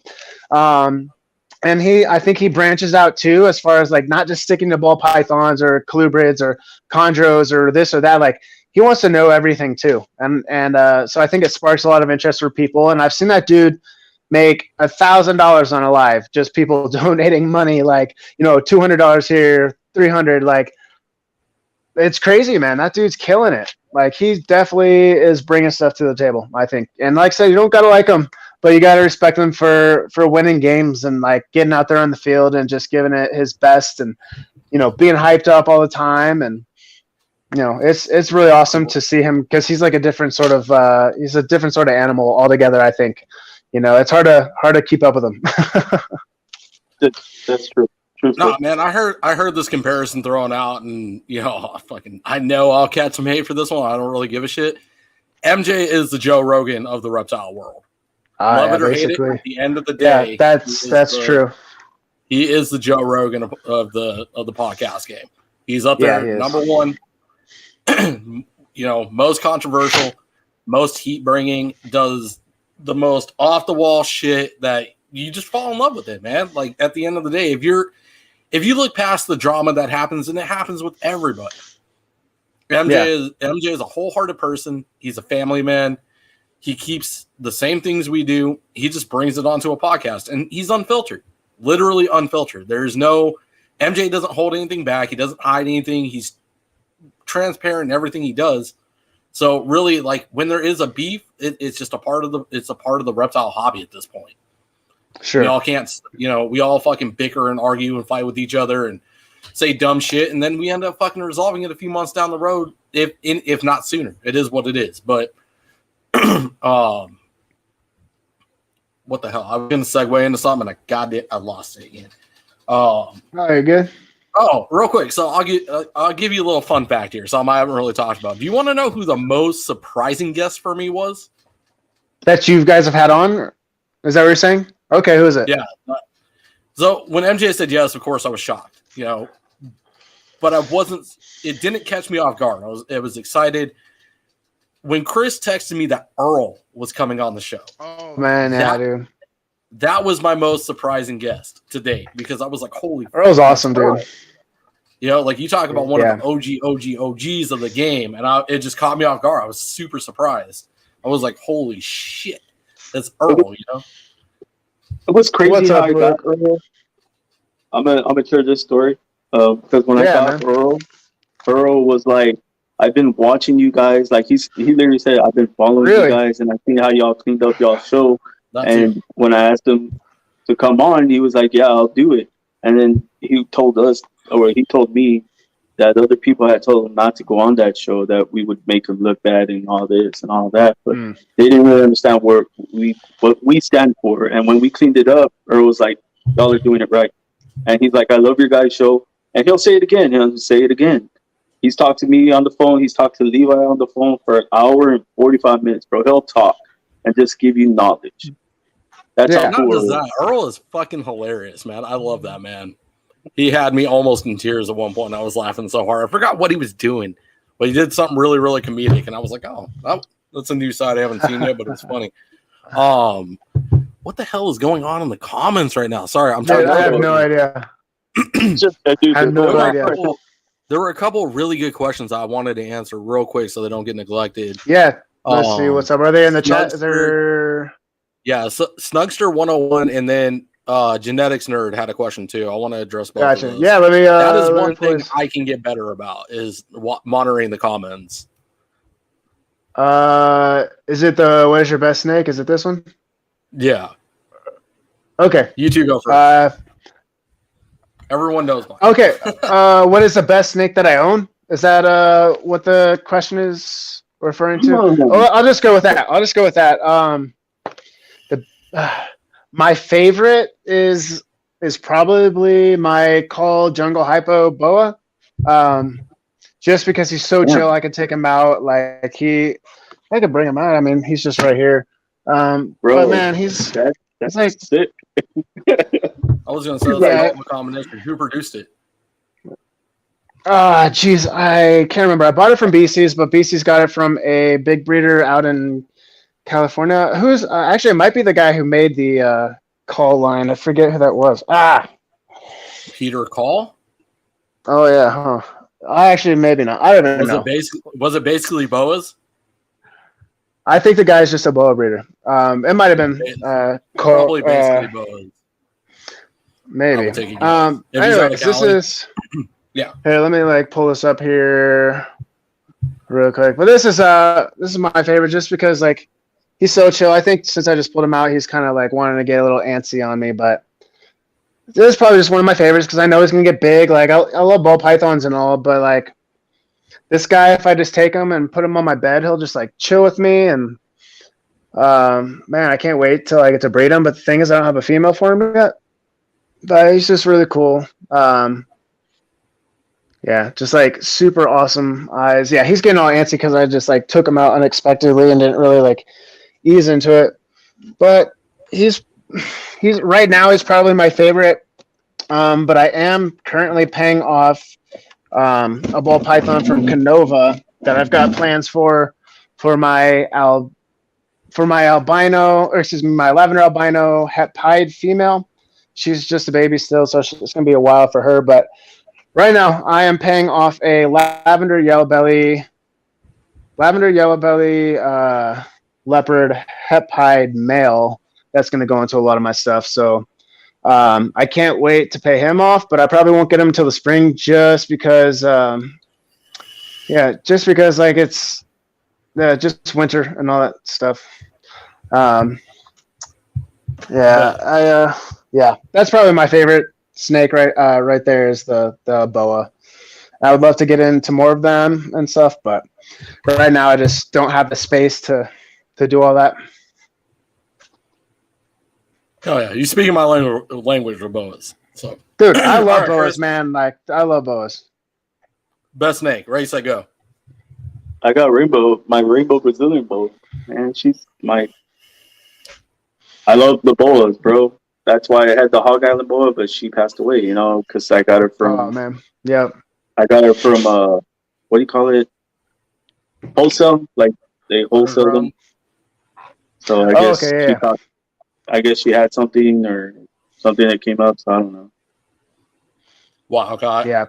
Yeah. If you guys haven't been around boas or interacted with them or held them, like they're just fascinating creatures, beautiful. Like it's just a different sort of strength, you know what I mean, that they have, like compared to like a ball python or something. Like, and me, I love that, you know what I mean. I definitely want to expand into bigger snakes and do more with boas and things like that. I think that'll come, but I just need to educate myself a little bit more about like where I would want to take projects if I breed, because I don't really plan on having a lot of them. You know, I want maybe a good breeding pair or two, and that's it. Because I really want to be able to focus on them and stuff like that, rather than have 30 of them that I'm just like not really spending time with or whatever. But respect. Yeah. This is my boy. She's my girl. Her name's Green, but she's in shed right now. Oh yeah, dude. So beautiful. What's your humidity level at, Chris? My humidity? Yeah, her humidity level. Her humidity is like a 82. Jump that up to 90. Just humor me here. Well, usually it is. It's up there. It's usually about 82, 90, but or 85 sometimes. Do you keep her water dish? It's hot here, bro. Remember? Does she have belly heat or does she have overhead? I think it's back heat. So put your water dish up against the heat source. You'll have to fill the water more often, but it will help boost that and keep it at a steady 90. Oh, okay. That's true. That's something I should probably be doing, is putting that water dish towards the back. Because I got belly heat. I'm just using a rack right now. I think once he outgrows this rack, I'm gonna put him into a nice enclosure. Just because, man, like I don't know, man. I think the boas need more space and things like that than for sure. Than we give them, for sure. Bro, that's my girl. Like ever since I got her, since she was a baby, like the guy sold it to me. She only weighed, I want to say about like, I think 32 grams or something like that. So Jay's giving us some good stuff. Because in my reptile see, I've been told the opposite, Jay. That 99 to 100, and they start suffering from RIs. I mean, I could be wrong. I'm not arguing here. I'm just letting you know where I've been, where I'm coming from. Mine's my retic. She's in shed, otherwise I bust her out. That's not an animal I'll bust out in blue. That's whatever. No, for sure. Okay. I feel that. Hold on, Chris. Did I hear that right? You're going to pay to come out here and get her out? If you can get her out in blue without getting bit, I will never talk shit to you again. I could do that. That's easy. When she's in blue, bro, everything is food. I'll do it. Anyways, so genetic. I don't want to ignore Christina here. She said, if money were a non-issue, what would be your dream species? That is all the way up, bro. Good luck finding it. It's gotcha. And she had another. See, what does passion look like? I say this over and over. It's the rhinoceros viper for me and the Gila monster. Actually, you know what? Hold on real quick. So I'm not going to pull it up, but the question was, if money was not an issue, what animal would you get into, or what reptile? Is that right? Yeah. I think that's actually one of my questions, to be honest. So yeah, let's roll with it. I'm pretty positive. Pretty positive. It's a good question because, like, you might not have something you really want, or maybe there's an animal that's like illegal in your state or something that you just like would kill to have. You know what I mean? Or it's just hard to come by. So I'm not going first. You guys answer that. Chris said the rhinoceros viper. Oh man, dude, those things are wicked. Mm-hmm. For sure. Yeah. I mean, is that something people are breeding or like regulating, or is that like, I don't know even how you would get one, to be honest. Or is it like a Texas thing, or like? I can get it. Okay. Okay. Walks down the street and buys it from the dude on the side of the road. Yeah. Like, that's how venomous out in Texas works. Yeah, they sell venomous out here in Texas. Like it's like easy. Like we go to Expo and McQueenie, and they have them already on the table. They have those. Oh yeah. Blue vipers. Yeah. Yeah, man. I love Texas just for the fact that like their laws are like really pro freedom. You know what I mean, with responsibility. And if you can, yeah. I just love Texas, man. Dude, All right, Levi, what are you grabbing? What am I grabbing? Yeah, man, you can have anything. What you got? That's a loaded question, man. This isn't fair. It is. It's hard. It's hard. It's name a top 3 or something. It don't matter. It's a good discussion. Man, I'll single it down to right now. So it's possible. Man, the Chinese rat snake. I have to have one. Man, I can't even think of what that looks like right now. Sorry, the Chinese king rat. Okay. Like I absolutely fucking have to have one, man. Man, they're so big. It's like an oversized king snake. Their attitudes, their intelligence. It's a non-arboreal carpet python, in my opinion. Okay. They got the same attitudes, the same behaviors. They're obviously different in pattern, different husbandry from different parts of the world. But my buddy Leonard has them, and man, I think I'm gonna finally pull the trigger on one. But nice, just the size, definitely for sure. Have to have it. And who was your last guest? I'm sorry, the lizard. It's interdimensional. Is it interdimensional? Space lizard exotics. Space lizard exotics. Sorry, because he had said the caiman he had. I watched that one. That was sick. Dude, he's got some really nice animals, man. Like, and he's just really into like a lot of the more exotic type stuff. You know what I mean? I don't think he's really keeping. I forget if he said he's got ball pythons or whatever, but he really loves like the dwarf caimans, the green tree pythons, and stuff you like kind of want to be careful with a little bit more. You know what I mean? But I think if you can have that proper husbandry, man, they'd be just dope to have. Yeah, I hit him with a fall right away. Badass keeper. Dude, he's awesome, man. Like, we've known each other from the reptile shop here, and like, he's just been running with his social media and things like that, and he just really cares about his animals. Like, he's not like right now doing it for money. He just really loves it. You know what I mean? I think that he did mention in my podcast that he wants to do it, and it'd be nice to make a business out of it, and like. Start breeding dwarf caimans and green tree pythons and emerald tree boas and this and that. But like, he's just really passionate about the animals, in general. So, all right. So the question, was it a snake question or can I have any reptile? I forget.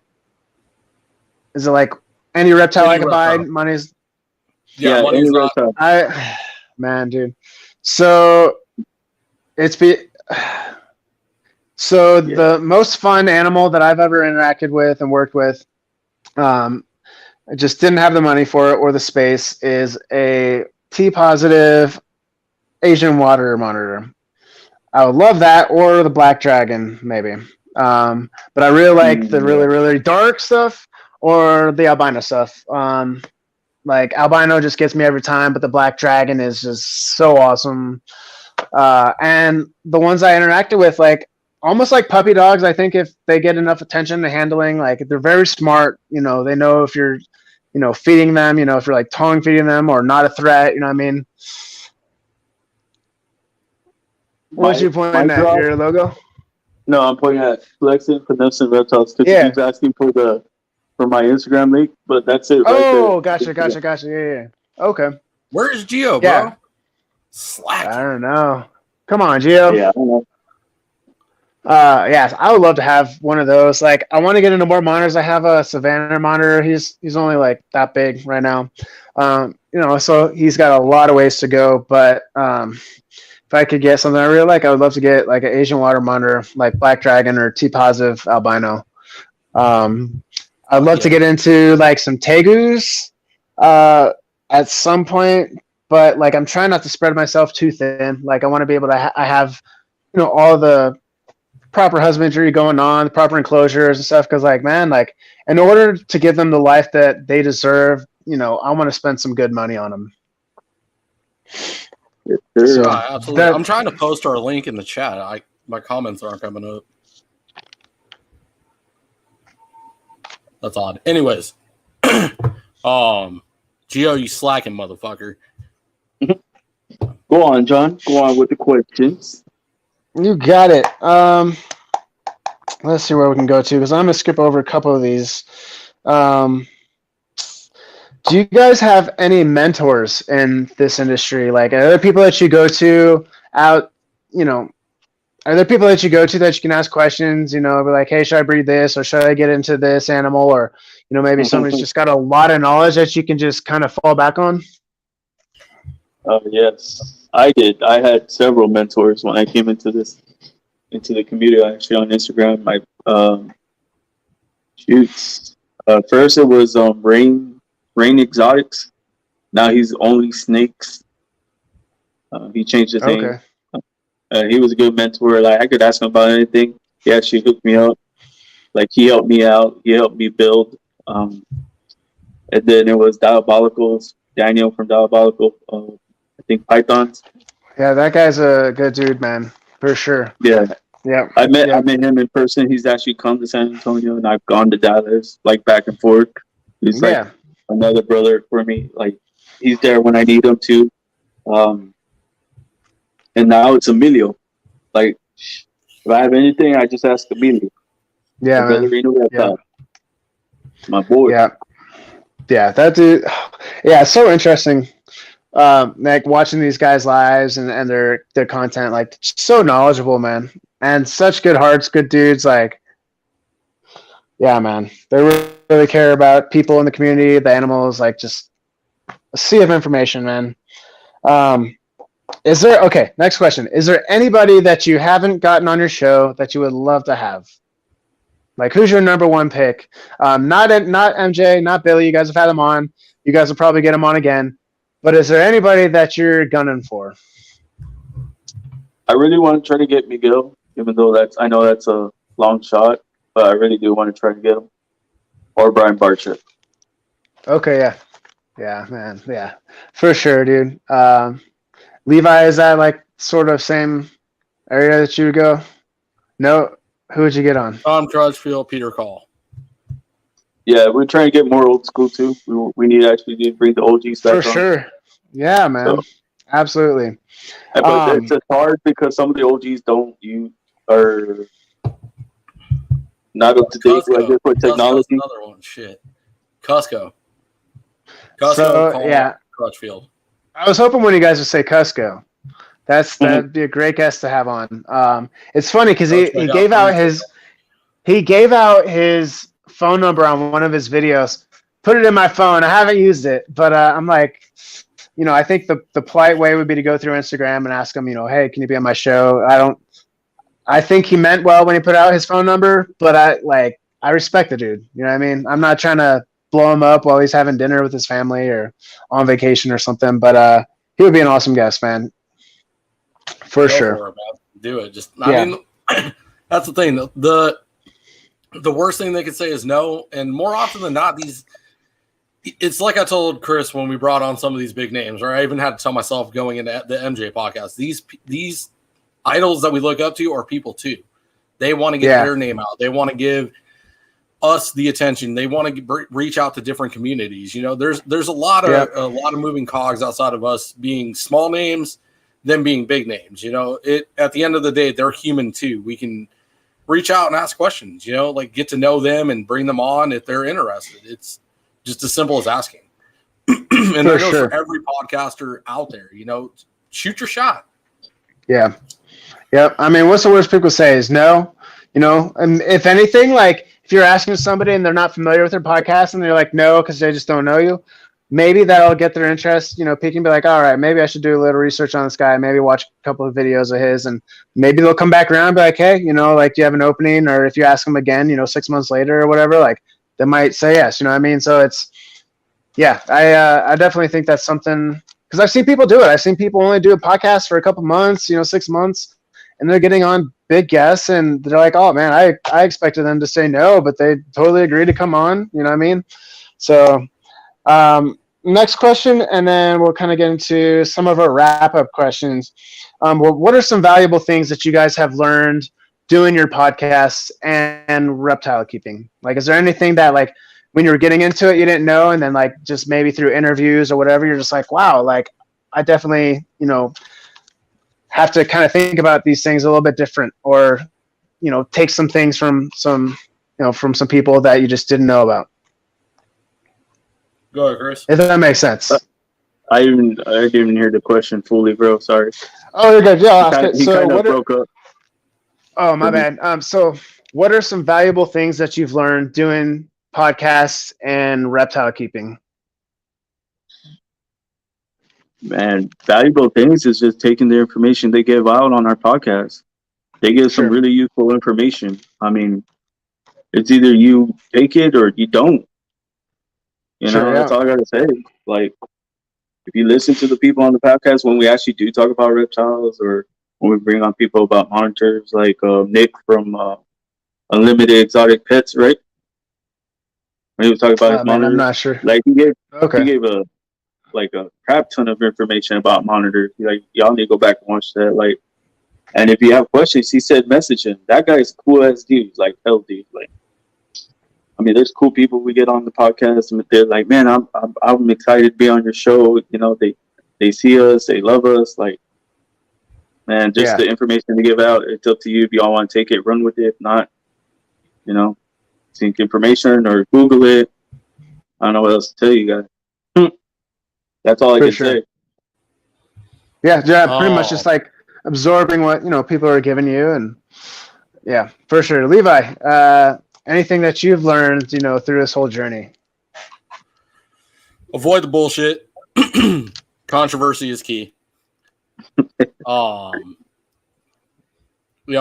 all the information that everybody brings to the podcast, little, small, big, there's something to learn from each and every person in this hobby, and the different experiences. And then as far as like the reptiles themselves go, it's man, without opening a rabbit hole, it's been a journey all of its own. Every animal has something to teach you. You just need to listen.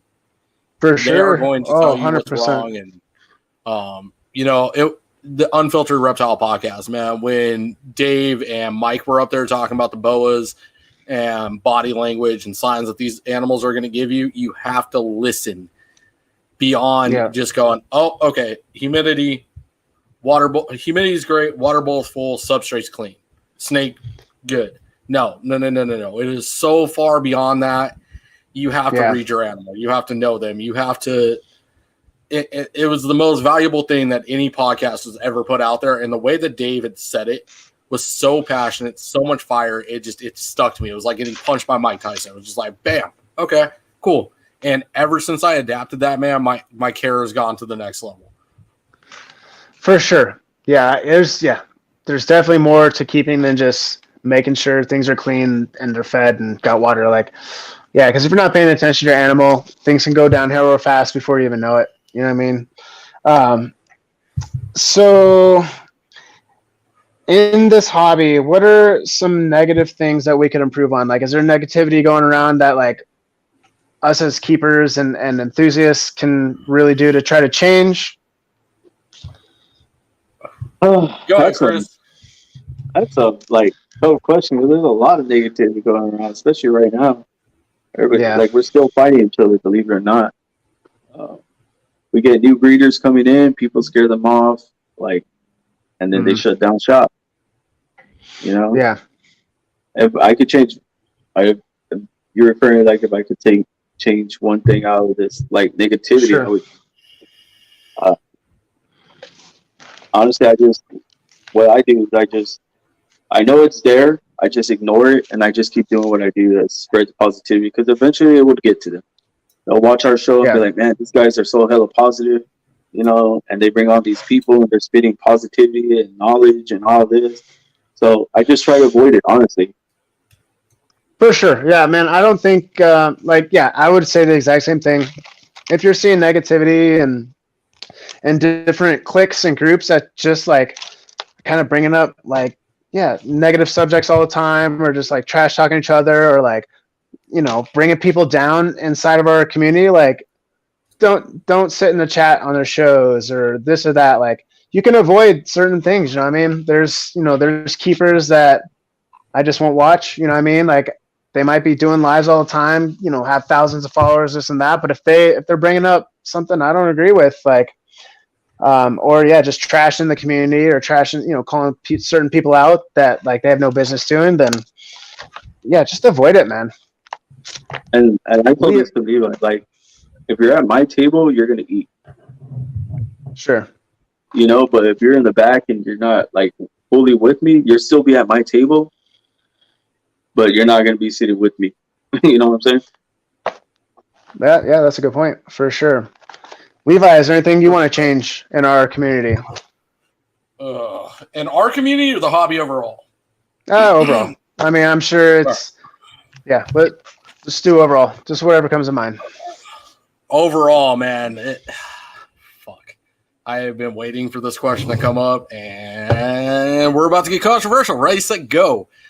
Let's do it, man. What I could change first and foremost was myself. Let me call myself the fuck out real quick. Again, that's a really good answer. I don't know, Benji, if you're watching this, man, but I wish you a Merry Christmas, and I apologize on a previous live, and I will do it again. The way I went about shit was just trash. It was unnecessary. It was untargeted. It was just it was stupid on my behalf, and I apologize. Man, but just the bullshit overall in the hobby, man. And I use that word very heavily. There's a laundry list of things, man. Like when somebody posts something on Facebook and lighting them the fuck up, knock that shit the fuck off. The bickering and the fighting amongst each other, man. Just like we all preach USR, but we're so busy fucking fighting with each other that we don't stop to think, if we're fighting amongst each other, that's the perfect opportunity for the government to come in, man. We are a damn minority. Anybody that is watching this, we are a fucking minority, my dudes. We are a small crowd amongst billions of people. This hobby looks huge to us, but at the end of the day, we are an ant on a freaking mountain to the government. And if we can't figure out how to colonize and work as a cohesive unit as ants, we are never going to make it anywhere. And on that, let's break that down into subsections. If people are live feeding at the end of the day, they're going to keep doing what they're doing.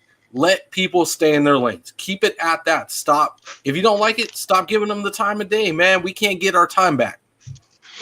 If people are doing things a way that you don't agree, that's fine. Let them do what they're going to do. At the end of the day, we are not going to stop them. We cannot handcuff these people and stop them from doing what we don't enjoy. Does it hurt the hobby? Yes, but we just got to shine brighter, man. It's that at the end of the day. We have to stand above and practice what we preach, first and foremost. We've got to take our husbandry and take it to the next level. We got to take our feeding skills and demonstrate that, demonstrate what you stand against. If you're frozen thawed, why are you frozen thawed? If you live feed, why do you live feed? And start giving light to what is important to you. And don't let other people influence it. And don't start a fight at the end of the day. Just stay in your fucking lane, man. The call outs and checking people. I mean, honestly, that's the way I started. And I don't see it. I don't see it being fully necessary anymore. Except for animal abuse. We're going to touch on it, man. What Donnie 100%. Did on MJ's live, we'll take the live feeding out of it. I don't want to hear nothing. And anybody that drags up my name from this, we could throw hands on an expo. That's real quick. I'm not the one. I'm not the one. I'm done with the drama. I'm done with the kid high school shit. If you got something to say, meet me at an expo. We'll throw hands outside of it. Because what I'm about to say is real. Like it is real as real can get. Take away Derek. Take away Donnie. Take away MJ for a minute. And let's focus on some of those highlights that Donnie put up. Let the drama unfold the way it's going to unfold and take those videos to heart. Somebody shot a fucking iguana out of a tree and it busted its head on the way down and lived. They put an arrow in this iguana and pulled it out, my dude. Yeah, like, that's insane. Yeah. Well, everyone is bickering and fighting, and this goes beyond that podcast. There's actual animal abuse going on, and we're so busy arguing over who's right and who's wrong, that's slipping through. Yeah. Stop for a minute, go back, watch that podcast, and let that sink into your heart. Feel that fire, feel that flame, feel that anger, and let's do something about that. That shit's got to get shut down. That devastated me. I was heartbroken watching that iguana fall from that tree. Watching that arrow come out of that iguana's head. Like MJ put it best, like, I'm swinging on you, bro. I see you. It's on site. I'm going to make you feel what that lizard felt that day. That's the kind of shit. That's where we draw the line. That's where the call outs come in. That's where us as a hobby, we got to take it to the next level, because at the end of the day, that's what FWC is looking at. That's what the rest of these PETA people are looking at. Yeah. We're just letting it slide, and they're, oh man. And so I got to check myself right now, because I got heated, man. That kind of shit, man, when you see animal abuse going on, like you got this fucker that's from Arizona running around right now going to court. I think it's in a couple of days, or it might have already passed. Michael Tooland, whatever the hell his name was. You got this dude running around causing a muck, killing hundreds of animals, and this dude's flying under the radar while we're bickering, bro. Let's all, if there's one thing I could change, let's unite. Let's stand against animal abuse and just keep your lane. Stay in your lane. Keep focused on what you're doing, on what we're doing, and make it positive. And yeah, animal abuse is the one thing we can call on and stop. Big For time. sure. I mean, yeah. So that actually kind of leads into my next question is, how can the average person or, reptile keeper, maybe they just got like, one reptile, or maybe they got like 100, but how can they get involved and support the community and what we're trying to do as a whole? That's easy. First, join USART. Become a member. USART, guys, come on. That's the most important. Join USART. If you have a reptile, you gotta be a member of the USART, man. Go fight. Like Levi says all the time, we are one. We stand united. One team, one fight. Yeah. Yeah. One team, one fight. Let me backtrack, you guys. Yep. Shoot. First and foremost, before joining USART, be a responsible keeper. Yep. First and foremost, if you actually, it's interesting. It's interesting if you go onto their website, they have like a code. They're like, this is the code that we live by. Responsible reptile keeping, clean enclosures. We do not endorse animal abuse. We fight for your rights to own these things, but you have to be they have a whole section that talks about what they actually represent and fight for. So you need to be responsible. If you support USARC and and then you're posting videos of abusing animals, saying that you support them, it goes completely against their code and their morals and ethics and things like that. Exactly. Build the foundation, be a responsible keeper, join USARC, and educate anybody. It does not have to just be a reptile keeper. Educate people. So let's go back to what we can better ourselves as a community. This is more than just a question. This is a, man, what am I looking for? This is a pillar. This is a pillar of the hobby. Educate. Go back and educate yourself. Check yourself. I checked myself by a simple conversation with another keeper. Read on what USARC is doing. Read these alerts. Read the code. Read everything that you can, and educate anybody that will listen. There are so many people out there. When you come educated, passionate, fired up in a respectful way, boy, I'll tell you, you can gain the masses that way. Yeah. Anybody will listen to us. We just have to portray ourselves well as responsible keepers, responsible people, and we're well educated. That's how we get this. We set a fire. For sure. Set the down and we blow on it. Let's go. Yeah, no, absolutely. 100%. I couldn't have said it better, to be honest. And then Jay brought up a really good point. Care for your animals like you care for yourself, man. I think I treat my animals better than I treat myself, to be honest. You know what I mean? I was going to say, I'd kill them with the caffeine. For sure. But, man, yeah, treat your animals well. Get involved in the community. There's a great community. There's a great, I think our community is a great support group. If you get involved with the right people, like we were saying, if there's negativity going on, just avoid it, man. There's good people out there that are doing what you're trying to do and trying to build this whole community up, and really trying to expand our industry beyond just them. So I got a really interesting question, one of my last questions. But if reptiles were not part of your life, where would you be? I'm sorry, what? If reptiles were not a part of your life, where would you be? Oh, man. That's a good question though, because like honestly, without reptiles, or man, I don't know, I'd probably be out on the street. The way my life was going, I probably would not be here. Yeah, definitely not here. Yeah, I think that's a lot of us too. You know, I mean, like I think reptiles have really saved a lot of people's lives. You know, helped that journey of like killing mental illness or physical illness, or you know, really gotten people through some tough times, man. And if I hadn't found them, I'd be doing, you know, dumb stuff every day, or just my priorities would not be in line. You know, and I think animals, you know, they give you something to focus on where you're like, all right, I got to feed you, I got to take care of your water, I got to clean your substrate. Then, you know, like you were saying, you got to listen to them, and like that gives you something to focus on where it's not just about you and your you know, all of your worries and all of your boohoos and, you know, sad days and this and that. Like you get to kind of put out positive energy, because you have to, you know, for your animals, you have to give them, you know, a good life. And then it kind of, yeah, helps you reflect and you know, treat yourself better as well too. Respect. Yeah, but also I feel like it's not only the reptiles. I also feel like it's the people you meet, like your circle. Yeah, 100%.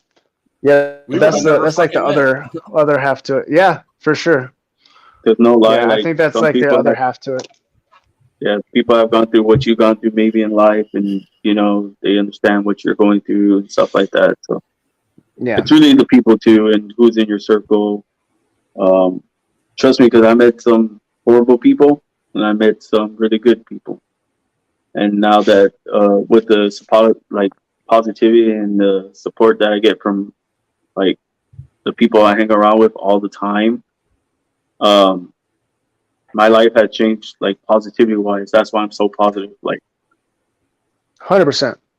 You know, everything's first. Like first is the reptiles work, and then now I'm trying to get a, you know, either moving out to Arizona or getting an apartment here. Something. Motherfucker, quit playing. Bring your ass out here. Real quick, can you highlight Will's question or comment real quick? I'm curious. Yeah, let's see what he's saying. Will, elaborate on that, bro. No, elaborate on that. Will, what did it make you wonder? I'm curious now. Not sure all the details. Didn't keep watching, but little bit I watched made me wonder. I'm not sure what that's talking about. I'm so sorry. No, Did you're you okay. No, see that question he asked before, Levi? No, I've been trying to keep up with these damn comments, man. There's a lot. Shout out to all of y'all. This is yeah. Thank you everybody for coming out. Yeah, Will said here's something that will take some heat. Watching a YouTube video the other day, and a guy was calling out USARK for not showing up or only sending one person to some meeting. That's what he was talking about. Is Will? Is it the same video I'm thinking of, bro? I can't remember the dude's name, but it was very heated. So Whammo? Will, are you saying that whenever they do like shows that they're not really sending people out to kind of get their name out, like that nobody's showing up, or was it like the video you see like the dude that was calling them out for the Tegus in Georgia? Because if it's a video I'm thinking of, Will, if we're speaking on the same video, I rebuttal that guy with a simple response. Florida. Right now, because the lack of support for USARK, they are stretched thin. Phil Goss is one person. Every person on that board is one person. Everyone needs to keep that in mind. They are stretched so thin that so many states are starting to fire up with the regulations that Florida started, just like we've all been saying. It's a snowball effect. They've only got so many people to go so many places. Yep. Us as a hobby, if we all get behind this, if we all help support and we all do our part, they will have enough money to hire more people. They will have enough more money to fight more people, or fight more battles, and have the numbers that when it comes to these meetings, one person is enough. If they go in there and go, hey, we're 1 million strong, man. That's 1 million voices you're about to hear. That's 1 million voicemails you're going to have. That's 1 million emails you're going to have sitting on your desk. They're going to go, okay, damn, this hobby is really supportive of each other. They all back each other. It's a lot of noise they don't want to deal with. They're going to hear us. That's my rebuttal to that guy is, it hurts when you have a government entity that's backing the hobby, but when there's so much fire there's only so many firemen that could put out that fire, man. That video is more of at the end of the day, is more of a reason to support USR. If you want them to show up, if you want them to help you out, that's a good point. We have to return we have to back them with a thank you. Phil Goss doesn't have to do this. USARK doesn't have to do this. They don't owe us shit. Yeah. They owe us nothing. Absolutely nothing. They went out of their way to start it. They got out of their way to fight it. The least we could do from the bottom of our hearts to say thank you. Join USARK, be a responsible keeper, and spread the word. For sure. So I think that video is more of like a reason to support USARK. Like, this one fell through the cracks. I'm sorry, dude. My heart breaks for y'all out there. It really does. Like, Georgia, it sucks what happened, but it was like it should have been a wake-up call. Should have been a slap in the face. We all should have, we're tasteless right now. Let's go. Let's get going. Let's stop the next state. Stop the next state. And first and foremost, let's back Florida up so they're not the freaking battleground for this thing. Yeah, that's what sucks, man. So I got 2 more questions for you guys. And then after that, I'm going to play the intro, outro. But what advice do you have for anybody getting into reptiles or starting a podcast? Shoot, we answered this one a while back, but I'm probably going to answer the same. Go ahead. Yeah, I might have like said it differently or something like that, but man. No, I'm going to say start young. You're barely getting into reptiles now. You're going to feel like you wish you started younger.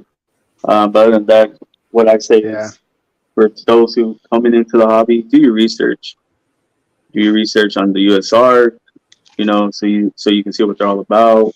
Go hit their link. They have like a little flyer that comes up and tells you what's going on. Man, so much stuff you could say. Man, I got so much stuff to say, but I mean, it can't take too long. I'm not trying to take so much time. Oh, you're good. Levi, what advice do you have for anybody getting into reptiles or wanting to start a podcast? Oh, start a podcast too. Yeah. Don't be scared. Don't be nervous. Just do it. Run it. Yeah, I think that I was really nervous and scared for a long time. And I had, I kept telling all my friends, yeah, I'll start a podcast and this and that and this and that. And I kept putting it off because I think you get nervous about am I going to be able to hold a conversation for an hour or 2 hours, or am I going to ask the right questions? Or if I don't know something, am I going to be able to keep up with that person? And, but man, it's been like a really good ride so far. I haven't had any issues with any of my guests or I've been able to fill the time, and sometimes I don't even get to all my questions. So it's really cool. Like I have like 3 or 4 pages of questions I was going to ask for you guys tonight, but it's nice because we get the ball rolling. Well, yeah, I got there's questions, and I have like a whole nother extra questions in case I need. But it's cool, man, because you if you have that passion, it's just gonna flow naturally, and if you can get along with the guests, know a little bit about them before you go on, so you're not just going in blind. I think that definitely helps. But me, I had to just jump into it, just start asking people, trying to fill myself up, so I'm obligated to do it. So, and not obligated, it's just I want to, but you just got to get yourself out there, just jump in that pool. I mean, I think everybody's got the instincts to sort of swim, and not really sink. If you sink, I think you just don't have the passion for it. But yeah, if you sink, I say find somebody that helps you lift you up. Yeah, for sure. Like Levi and all the other guys, man. I lift them up, they lift me up. I mean, I love that about them. And I was saying too, there's so much things you could say. So when you come into the reptile community or podcast, find a badass mentor. One. Yeah. You can ask questions. Don't be afraid to ask questions. If somebody puts you down, then find somebody that would help you lift you up. Go to the right person. Don't be afraid to ask questions. Don't be afraid. That's all I gotta say. Because people that ask questions, they get like bullied or put down or be like, oh, that was a dumbass question, or it's not. There's never a dumb question. Never. Exactly. The only dumb question is the one not asked. Yep. Yeah, for sure. And then last question I got for you guys today, and this sort of wraps up like everything that we're sort of talking about, and I know we've touched it, was what is something positive that you want the viewers to know? What's something that you can leave behind that they can try to take away from all this? You go first. You go first on this one. So a positive message to leave behind. Man, that's here we go. At the end of the day, when everything is said and done and all the dust is settled, we are reptile keepers. We do something that not everybody's interested in. We fight a fight that some people would say is David versus Goliath. We are reptile keepers. That of itself, man, we play with venomous animals. We play with 19-foot pythons. We play with alligators, crocodiles, skinks, you name it. Yeah. We are special at the end of the day. Don't ever lose sight of that. Don't let it go. Don't let it slip through the cracks. We are a special breed of people. We get so consumed in the hobby and the animals and the breeding and the money and the finances that we lose sight of that. We are special. Truly, truly special. We are a gift to this planet for giving an unloved animal love. Keep that alive. Don't ever forget it. It's something I let go of and forget, lose sight of. But at the end of the day, we are special individuals. We're different. We stand out. Yeah. We love the unloved. For sure. Yeah. Oh, yeah. I was like on spot. Yeah.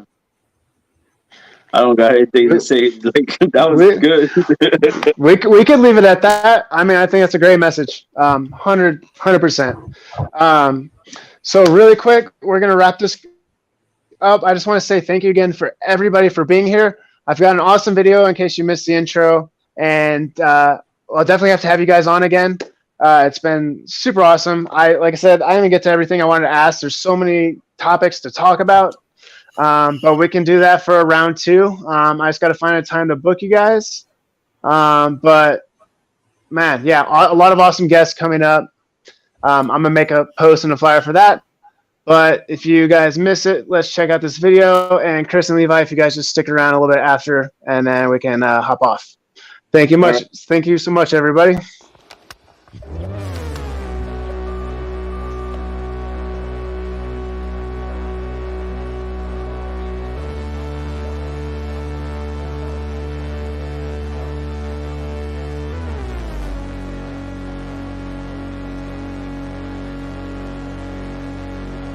Go follow me on Instagram, The Trap Exotics, where I have a lot of my, content as far as like what I work with behind me and my projects. They were okay for a while. I gave them a big enough enclosure. I thought they would be okay if I. God, like the animals, the people, the amount of people, the transactions, it blows them away. There's 16 cages total.